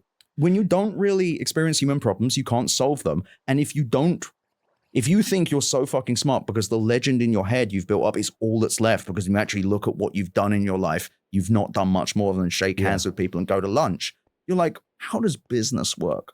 They're efficient, right? Less, but you get more. Number go up and number go down. If you're not actually experiencing how things are made, how industry functions. Yeah. Or worse still, if you're taking that lack of knowledge and going, and the government is run like a business, which it is not. Yeah. Which it is not. It's run very differently to a business, has longer time scales, and our entire business, all of the businesses in the economy are now running this not short-termist view. It's an insane way to look at a society. There are many things in society that cannot be provided like a business. Yes. Such as education, such as roads, such as there's many. This is extremely basic as a fact, Yes. but literally not everything can turn a profit. No. Correct. And indeed, it shouldn't have to in the case of like roads and school. Yeah. These are not businesses. These are functions of society. Unless you don't interact with society, unless your entire everything is above it. Because that really is, it's the problem with Elon Musk. It's the problem with, one of the problems with Elon Musk. It's one of the major things for the tech industry. It's why everything with tech has got worse, because everyone's outside. They're not looking at What up, Elwa? And labor burden is about 10% of the federal government compared to 50% for most companies. It's a whole, like, they're full of shit, right? Like, the government should not be run as a business. It's a completely different animal, right? Yes, exactly, Michael. You get it. what real people do. Otherwise, they'd look at the large language models and go, this doesn't really help. Mark Cuban yesterday on Blue Sky, he was like, well, I don't understand why people hate large language models. Sure, they get things wrong, but to someone without any education, they could learn anything. And it's like, Mark, you fucking moron. What the fuck are you talking about? A person who doesn't know anything wouldn't know when it's getting it wrong. They'll learn wrong things. You goddamn. But again, if you don't interact with real people and their real problems, the idea of a magical poor person that you would never look at, let alone touch, using the special computer thing that you yourself would never use, well, of course, that's magical.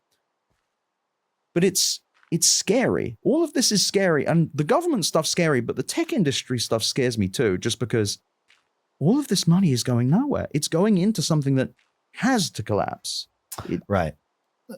That's the fear about DeepSeek. I want to make sure which deep thing is which. Well, it's a grander fear, which it has is to collapse right now. Because otherwise, I'll be wrong. We are 2 years in, and we've not seen really anything come out. But what we've also seen is a bunch of people just leave OpenAI, then go to Anthropic, then leave Anthropic, and start a new startup that doesn't have a product. Oh shit! I don't see a single sign that things are changing. And even LLM experts are kind of like, yeah, well, it's just this, I guess. And at some point, someone will have to blink. The capital expenditures are too high. It's hundreds of billions of dollars. At some point, someone's going to go, hey, quick question. You seem to be losing a shit ton of money. Why? The markets, analysts are already asking these questions. At some point, this falls apart. And this is actually my greater worry. When the AI bubble bursts, there is something worse to come, which is the collapse of the value of tech stocks. Value of tech stocks is driven by growth. It's driven by the idea that software can endlessly proliferate. And as a result, software can always grow things. Software businesses can grow forever. Problem is, and you don't like if that. the AI bubble bursts, which So you should be happy if it bursts. At that point, everyone's going to go, did you just sell me for 2 fucking years this line of shit about your shitty encyclopedia waking up and becoming God? Did you do that? Microsoft, why'd you do that? Google, why'd you do that? Yeah. Meta is over here. Meta, you can never be fired, it'll be fine. Stock will take a cut, but that's a separate problem.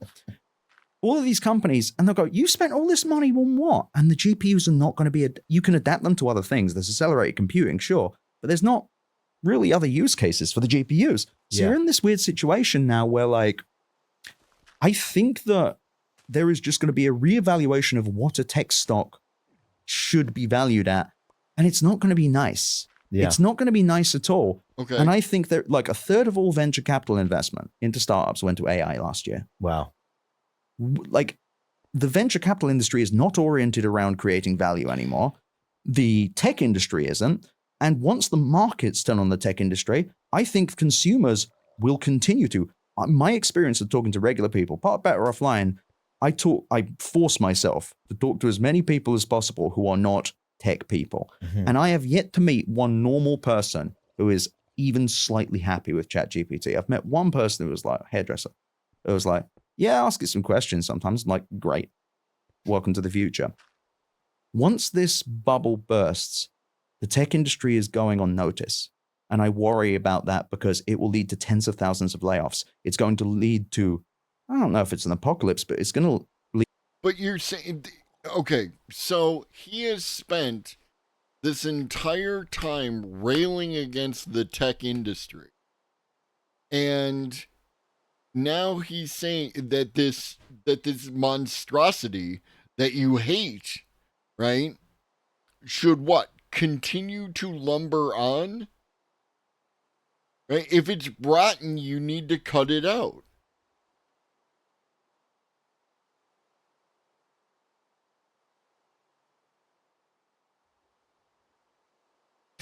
Personally, I'm still torn on how to deal with AI with regard to labor movement unions. On the one hand, I don't want to see a strengthening of copyright laws, but don't see other effective alternatives for preserving human labor. Right, I'm against the idea of human labor. That's a solution to the problem. Right? Humans shouldn't be laboring at all. We should automate everything. We should redistribute the resource as an option, right? Something to work towards. Lead to a complete reevaluation of how software is valued. Because, to your point earlier, venture capitalists have not been oriented around making the next big thing in the sense of something that changes society. They've been trying to come up with abstract financial things that they can build and then flog. That's everything. That's everything in the tech industry right now. That is the rot economy, and that is what really could lead to tech's It's the second time you said that. What is this rot economy?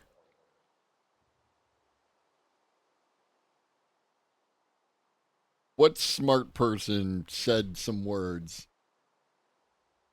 Caps lock. Oh. It's Ed Zitron who said the rot economy. It's his fucking, what you call it, buzzword. There we go. Now it all makes sense. I won't say downfall because it's not going anywhere, He but has takes. I think there's going to be a massive reckoning. He's a takey Well, kind of and guy. that's going to affect the rest of the economy and, real people's pensions. Yeah. I mean, look, I'm on the board of my union. I know how we do our finances. It's like the pension plan is like invested in these companies, right? Yeah. Maybe we shouldn't be doing that. Everybody has some investment in these companies, whether or not you know it. You participate in some larger something that you depend on is invested in the stocks of these companies. Yes. And the tech industry has become the only growing part of the American economy because it has eaten every other industry. If you look at media, the entertainment industry, manufacturing, so much of our entire economy has been, sucked up by some tech company. And they're cutting and doing layoffs because tech is doing it instead. Yeah. So So we should definitely give them more money, right? Through our investments, through our funds. We should give the tech industry more money because they have sucked up all the other stuff, and that's how we'll get them to do what exactly? That's why I only champion labor insofar as it's the only thing that humans have to gain the provisions we all need. The moment that ends, I'm with you. Yeah, and again, that's why I put it as the thing to work towards. And again, as long as we're all pushing to the left, the details matter significantly less to me than which direction you're pushing. tech craters, then why have we disemboweled the rest of the economy? What happens to the rest of us? And that is a good bloody question. Yeah. I also think consumers are fucking furious at the tech industry. Our software is not working right. The experience of using the computer is worse than it's ever been. Mm-hmm. I have a brand new iPad Pro I love. I mean, I'm literally playing a video game while streaming over the internet while watching a video with people that I'm streaming to. Is it worse? Does everything suck?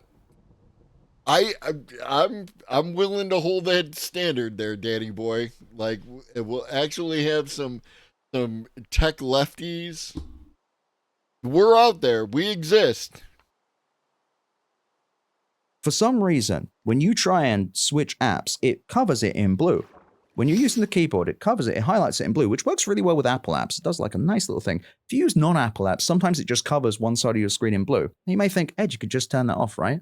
Go and turn off the option that controls that. It's called full keyboard access. The problem is that would not let me use the keyboard I bought from Apple that was quite expensive. This is how computers work now. We go on Google search, it doesn't work. We go on Facebook, it's like What is he ad talking about? sponsored, person ad sponsored, AI slop. We go to use Microsoft Teams. Your audio, your Like this is this is Elwa. Just stick to it, and that's if there's anything we can do to assist, that's what we're here for. I don't know. He's having like a boomer take about like I don't even know what he's talking about with the blue covering the app and he can't use his keyboard or whatever. Is it because there's something in the like an on-screen keyboard and he wants to use his other keyboard? And the problem is the non-Apple apps, it doesn't work right. In which case your problem is with the non-Apple apps, not the Apple product or something. I'm confused. I am confused. video doesn't work. Yeah. Every app you use is a different weird incentive poking you because they need to increase engagement. They need to increase time on app. It's a pop-up for a subscription that says $2.99, very small word, weekly. And it's trying to get you to everything's trying. Yeah. You log on to Dropbox. It says, do you want an annual subscription? No, mate, I want to look at my files. Fuck, get out of the fucking way.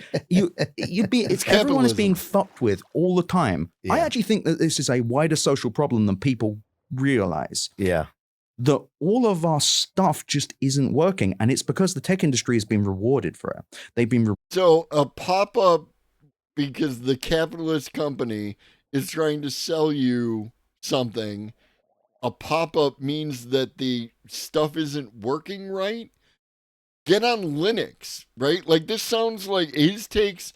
It sounds like he should be using Linux, right? And then his complaints will go away because nobody fucking produces shit for Linux. So software has definitely gotten worse.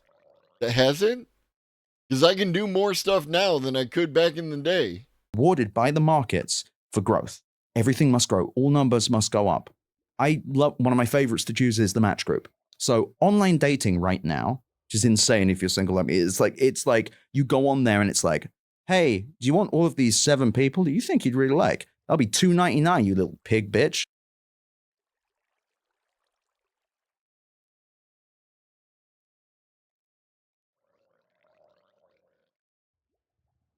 And you know you can turn stuff off.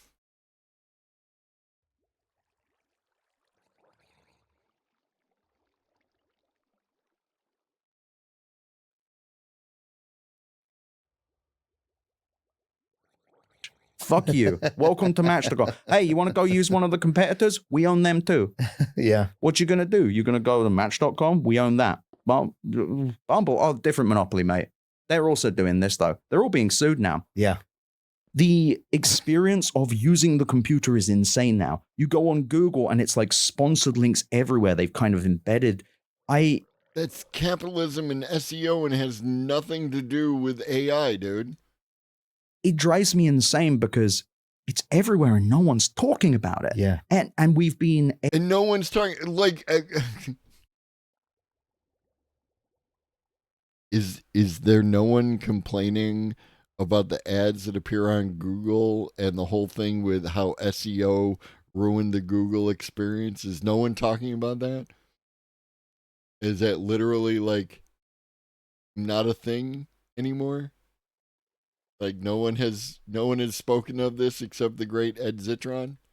Educated by the tech industry to gaslight ourselves, to be like, I'm just behind with the times. I must be losing it. Mm-hmm. Trust me, I'm on the computer all the time. It's been just getting worse. It's not like it, and all of the power users the watching this will be computer like, all the time. huh, I deal with this every day.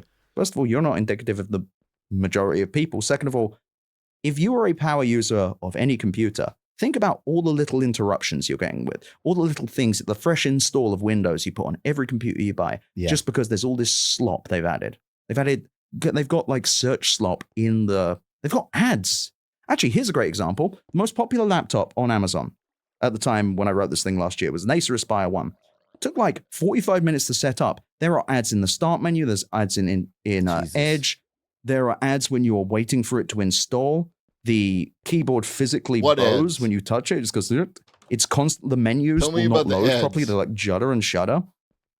This is how millions of people. Yeah, like Old Lobster has a whole fucking thing that you can do, which just yeets a whole bunch of bullshit, right? Like, I would like to understand what the ads are. Yeah, they're like when I installed, because I had to install Windows a whole bunch of fucking times in a row. There's one for Office 365. And there's another thing about using Copilot. And again, that's capitalism. They're trying to keep you in their ecosystem and provide you with services, right? There's like a whole fucking thing.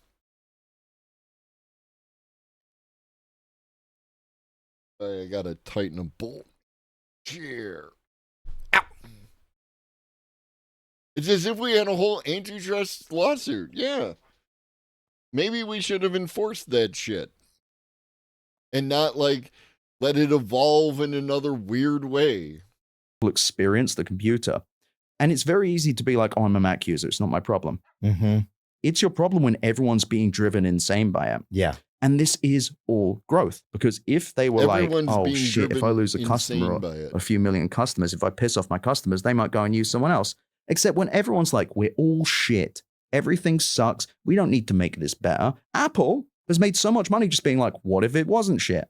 Yeah. What if this wasn't as shit? But you still go into your setting. The settings in the Apple, in your iPhone, they're like an MC Escher painting. There's like 19 different options. They have a search bar in there because it's so hard to find the thing.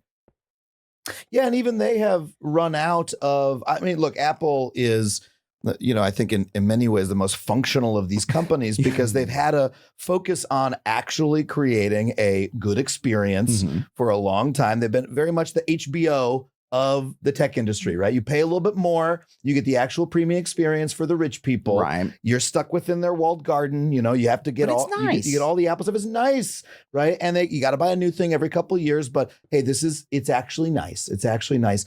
And then even they, you know, jamming. All I can hear is AI into shit. Some of the worst features I've ever seen from Apple. And the mercy of it from Apple, as an Apple user, is that their AI features, they haven't really jammed them in that hard. They're like, hey, we'll summarize your text messages. Pause. You can make a Gen AI emoji. Who gives a shit? It's on device.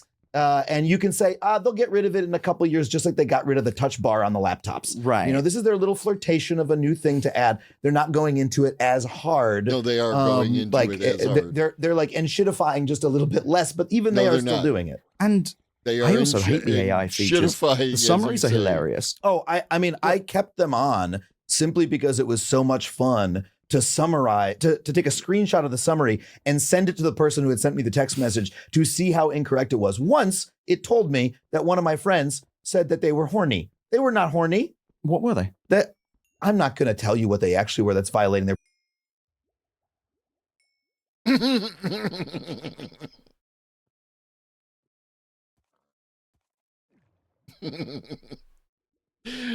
They were horny, or at least they said horny words. Privacy. Okay. But they were not horny. It was like on my way and horny was the text message. Okay. They had been talking about horniness separately. Right. Because we're comedians. We're talking about shit all the time. But like it's insane. Jesus Christ. Like he can't even keep up the lie. Just a little bit of pressing and his entire fucking bullshit story breaks down. I will actually say I agree in that it's less offensive, but still it's forced in there. If you click the wrong button, you hit the Genmoji playground, there's like a 2-second lag while it brings up a full screen fucking thing and you can generate a seal giving you the finger. I don't know why. What human being is using this and being like, finally? Yeah. It gives you these suggested answers that are all terrible. Yeah. And it forces, Funny it tries that, to push isn't it? the message onto your phone. It's invasive. And and now the new Siri just does not work. It's so funny that they were like, what if we had Siri with AI in it? It's like, mate, isn't that what you said when you bought this company, when you bought the company that made Siri? Didn't you say that was AI? Then what is this? Yeah. Well, it's Siri, but it sucks. And you need a new phone. And sometimes it will say, I don't know. Do you want to use ChatGPT? Which will take 10 seconds from you asking to actually getting anything.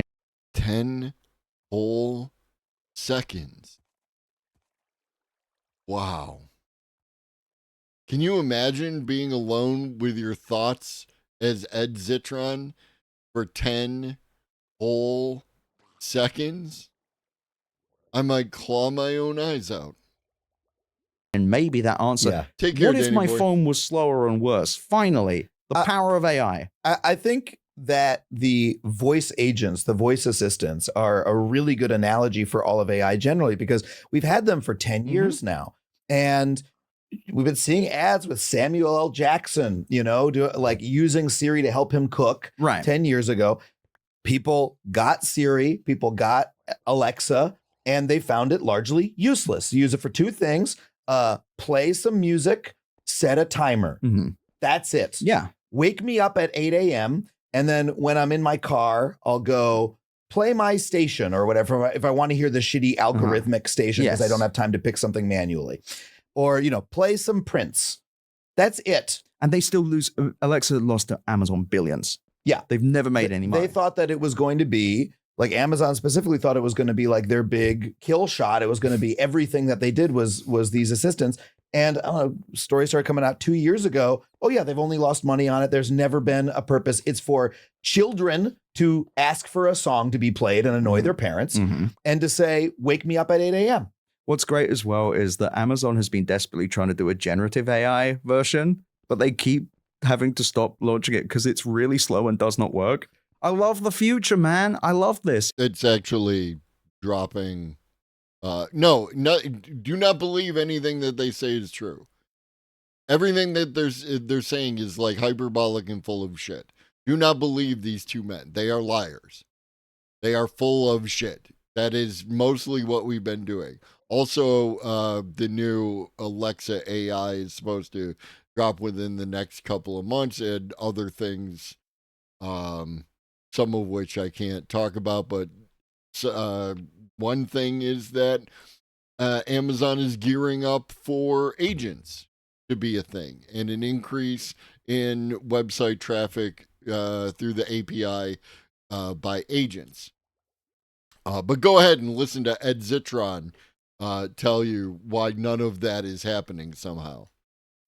And the thing is, I think regular people understand this better than the business people. Regular people are just like, what is this shit? Yeah, whenever I see it, though, I agree with you, Old Lobster. I also see Out of Print, which is a whole thing with the board games.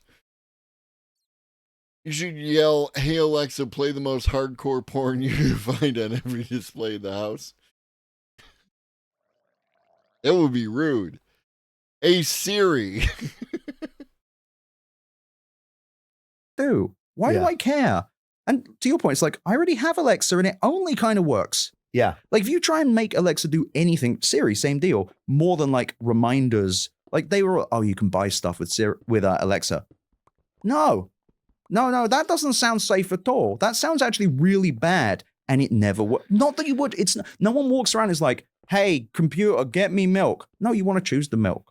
You know the best thing I ever did with Siri? You can't do this anymore. But when it started out, they had a hookup for Wolfram Alpha. You remember? Oh, yeah. Does he not use Amazon? I feel like Ed Zitron would use Amazon to order stuff. Maybe not milk, but like other stuff.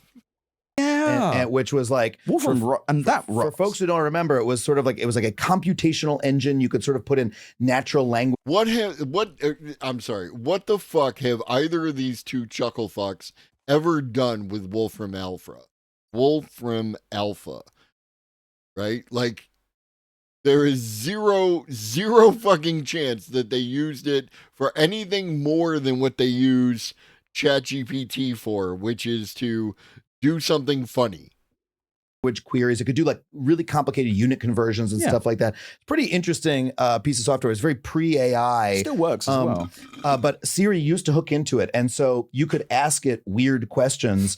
I would ask it, what was Adolf Hitler's height in kilometers? And it would say Adolf Hitler. See? It's just a toy to them. Everything is a toy. And how do I do a funny?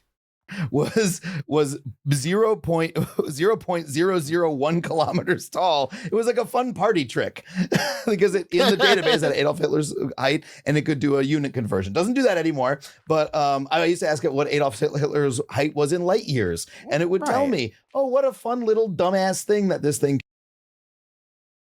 Is it? You know the thing where like, have you thought about the Roman Empire today? I can literally go days at a time without making a Hitler joke or a Hitler related joke as a funny. Kind of weird. Maybe it's just me. Maybe that's on me. No, not the Who. That's Roger Daltrey. Adolf Hitler. Can do. It's smart in a way I didn't expect for something useless.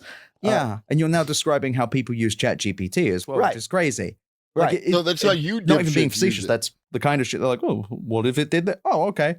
I will now move on with forget that this exists. And also, this isn't AI. It's not autonomous at all. Like we're describing things that exist. There we go. We got a piece of the definition. Godwin's Law of Comedy. What up, X1011? True, old lobster. We got a piece of his definition, right? His definition of real AI is it has to be autonomous, right? He just let that go. And that's why he's not happy with any of the current AI, because it's not autonomous. It doesn't matter that he hasn't established that, or that autonomy is not directly related to something being artificially intelligent.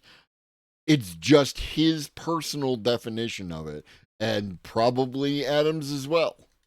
Did 10 years ago that worked better. Wolfram Alpha works better. Still around, and it still works better than ChatGPT. Yeah. It's also frustrating. It's also frustrating looking at like the actual things we use get worse, but the thing that loses a bunch of money that sucks that they must have us use, they like that sucks as well, but they're claiming it's the future. They're not building the future anymore as well. And I think maybe that's what this moment says the loudest. Yeah. We've been sitting here this whole time being like Silicon Valley's there and they have all this money, and we justify them having this wealth and this marketing arm and like all of this media and all of these things because they're going to make the future, right? They're going to. No, we don't do that, right? And this is the key. Baby, I just met you. This is crazy. Here's my number. Call me maybe. Thank you for the follow. We don't justify them. You do, right? The neoliberal must justify them getting this money because they're building the future attitude. The rest of us just want healthcare. I'm going to nuance the fuck out of this. I also think it won't be intelligence until it's free thinking and not prompted computing. That's just my opinion, though, and can accept others' interpretations and not discredit the entire technology. Absolutely. And that's what it really comes... What up, Matt? Really what it comes down to is you have an established definition, and if I ask you what your definition of AI is, you can give it to me, right? As opposed to hand waving and conflating and doing the bullshit run that's happening in this entire video that we're almost done with. And that's why fuck these guys. make cool shit. Where's the cool shit? The cool shit that they treat us like hogs. They treat us with complete contempt. They're trying to warm up stuff they already did, but it works. No, you're incompetent. You don't bother to learn how any of this stuff works. So you don't understand why it's actually useful. And because you don't understand why it's useful, you feel like they're making fun of you. And don't get me wrong, billionaires hold you in contempt. They do not give a shit about you. But it has nothing to do with the AI. They just generally think you're, a replaceable, worthless cog in the machine. Similarly or worse, and also it costs more money than anything should and destroys the environment and steals from everyone. But maybe one day it will be something else that they can't really describe because average general intelligence, artificial general intelligence, whatever you call it, they're claiming it will be like a super intelligence, right? Yeah. Human beings, we don't understand how intelligence works in the brain yet. How the fuck are we meant to do it in the computer? It's ridiculous. Yeah. I feel like I'm going insane sometimes just because.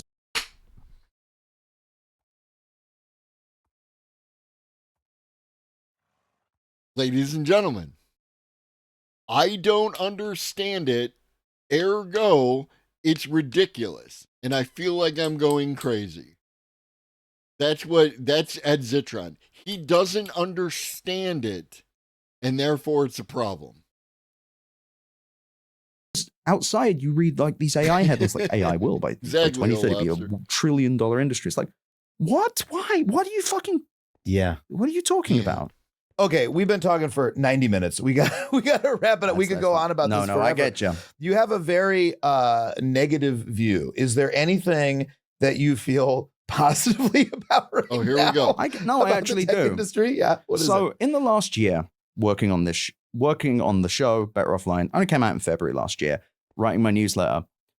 When it started, people were like, you sound like a nutter. Why are you so mad at the computer? Yeah. Now, especially towards the end of the year. I just say I love the way you say the word computer. I could listen to you say computer in your what is your specific accent? It is a mixture of West London. I grew up in like a rougher Wormwood Scrubs in London. And then I went to a private school, and then moved to America. So my accent's just a fucking mess. You're like code switching on me, aren't you? Sometimes you say I can't control it. Okay. I cannot control it. Because you say computer in this way where I'm just like, I'm imagining you holding a baseball bat and you're about to destroy it. Well, the thing I say is I will never forgive them for what they've done to the computer.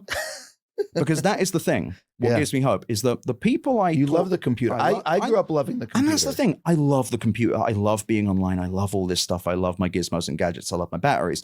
I love the fact that we actually have cool climate solutions. I love electric cars, just not the Tesla ones. I have a Volvo. It's a boring car. I love it. Yeah.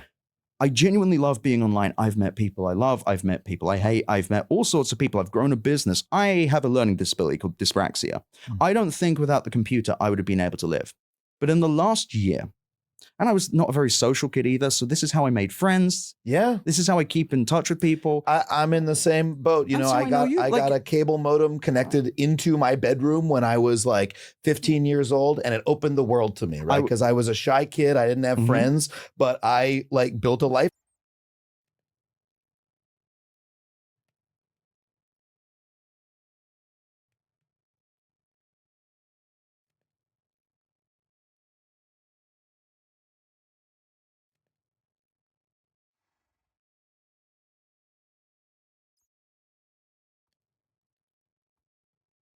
So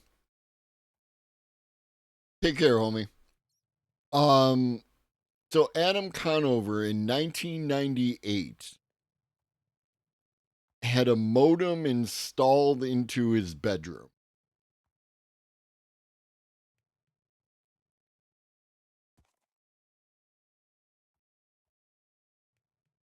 Now, he probably had a phone line and was able to hook it up to the phone line. Maybe he got it. Is DSL? When did DSL come out?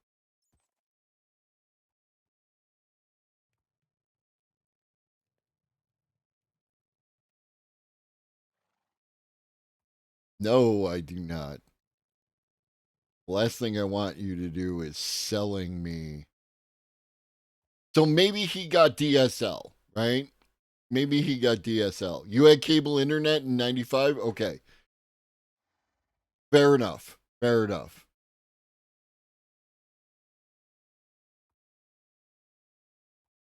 For myself online, and that's why I have the career I have today. It's why I have the life I have.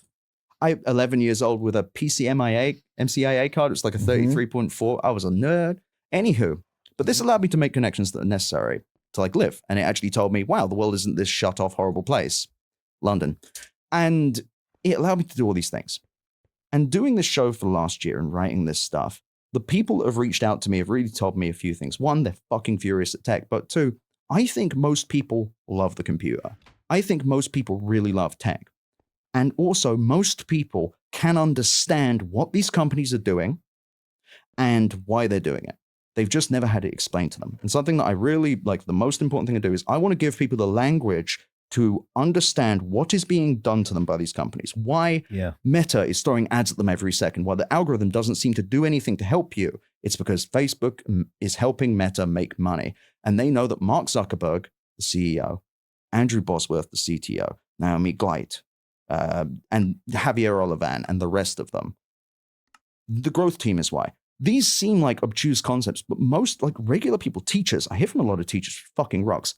They all say the same thing, which is, I finally fucking get it. I actually believe that there is a consumer awakening happening against the tech industry. Not because the tech industry as an idea is bad, but because what the tech industry has become is so vile and so antithetical to what Silicon Valley was built on and the reasons that we use tech to connect and empower human beings. Back in my day. To make ourselves rise above what we are as meat suits. Yeah. That's the theoretical thing. There's meant to be something inclusive and diverse behind the whole thing. And I really feel like people are awakening to this. And the reaction to a lot of my work over time has gone from people being like, this guy's just angry to, wait, I see this shit in my life all the time. I hear sports gambling ads everywhere. Yeah. I have apps that seem to change the buttons in random places. Yeah. I have all of these problems that are happening to me. And I think every week I get like 50 different people who email saying, I thought it was just me, and it isn't. I think consumers are waking up to this, and I think that pressure against the tech industry, it's going to take time, will change things. And what gives me hope is that people really have come around to this idea that they do actually love the computer. They love the internet. They love what it could do. Yeah. They don't love what's being done to them by these companies. And maybe once something is done to us by the federal government, now that it is run by the apotheosis of the tech industry in the form of Elon Musk, maybe that'll, I mean, we're in a place where we're talking about, hey, maybe after the forest fire, green shoots will sprout. Not great to be living through the fire. Certainly being here in Los Angeles, we have some experience with that, but you know, that's not a great world to live in, but it is at least like a blue sky on the horizon, perhaps. And I think that people are learning how to express their displeasure with tech. Yeah. They're learning about the incentives. They're learning about the people behind it. And I really think there's something very powerful about knowing who, like someone like Prabhakar Raghavan ruined Google search, for example. And I ruined his SEO. Because that's the thing. You search for his name, you find you now. You cannot avoid me. But that's the thing. People knowing these people's names and understanding the relatively simple way they're fucking us all, I believe that will change things. I love participating in it. Well, thank you so much for coming here to spread the message to us today. My absolute Where pleasure. can people find your newsletter and your podcast? So you can go Google. Well, that was an experience, and it took just under 3.5 hours, which was about what I expected. I hope you enjoyed the experience. I'm a win. Okay. And I hope you thank me for that, Samsons.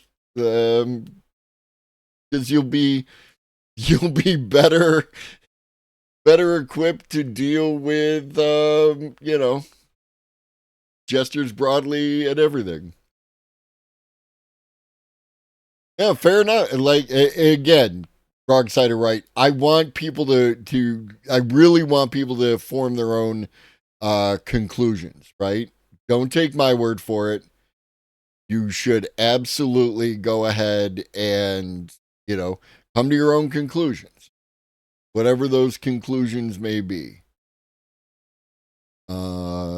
Give me one moment. Please stick around for the raid. Yada, yada, yada. You know how this works.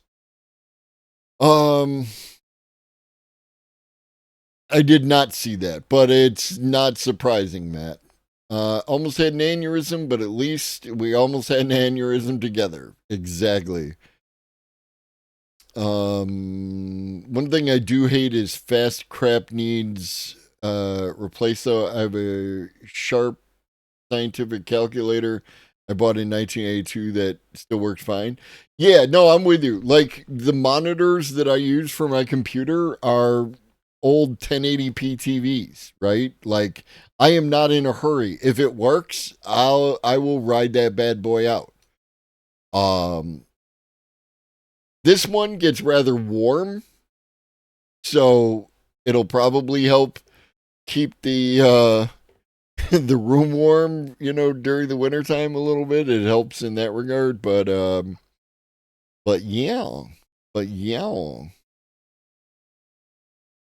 I'm gonna raid. I was just thinking of David earlier today, so I'm gonna raid David.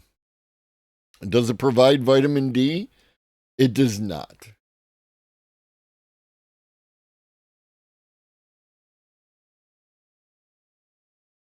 Wow. Good for them. Yeah, no, Maple seemed to be popping off this week, so good on them. As usual, I appreciate every one of y'all.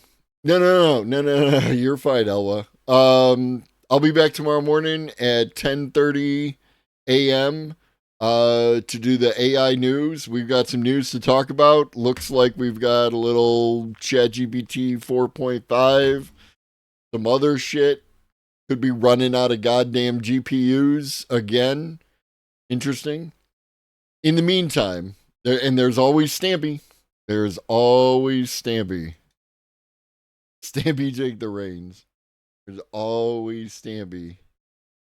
And in the meantime, drink your water, eat some food, take your meds if you've forgotten. Always remember that Shaggy loves you. So do I. Be great.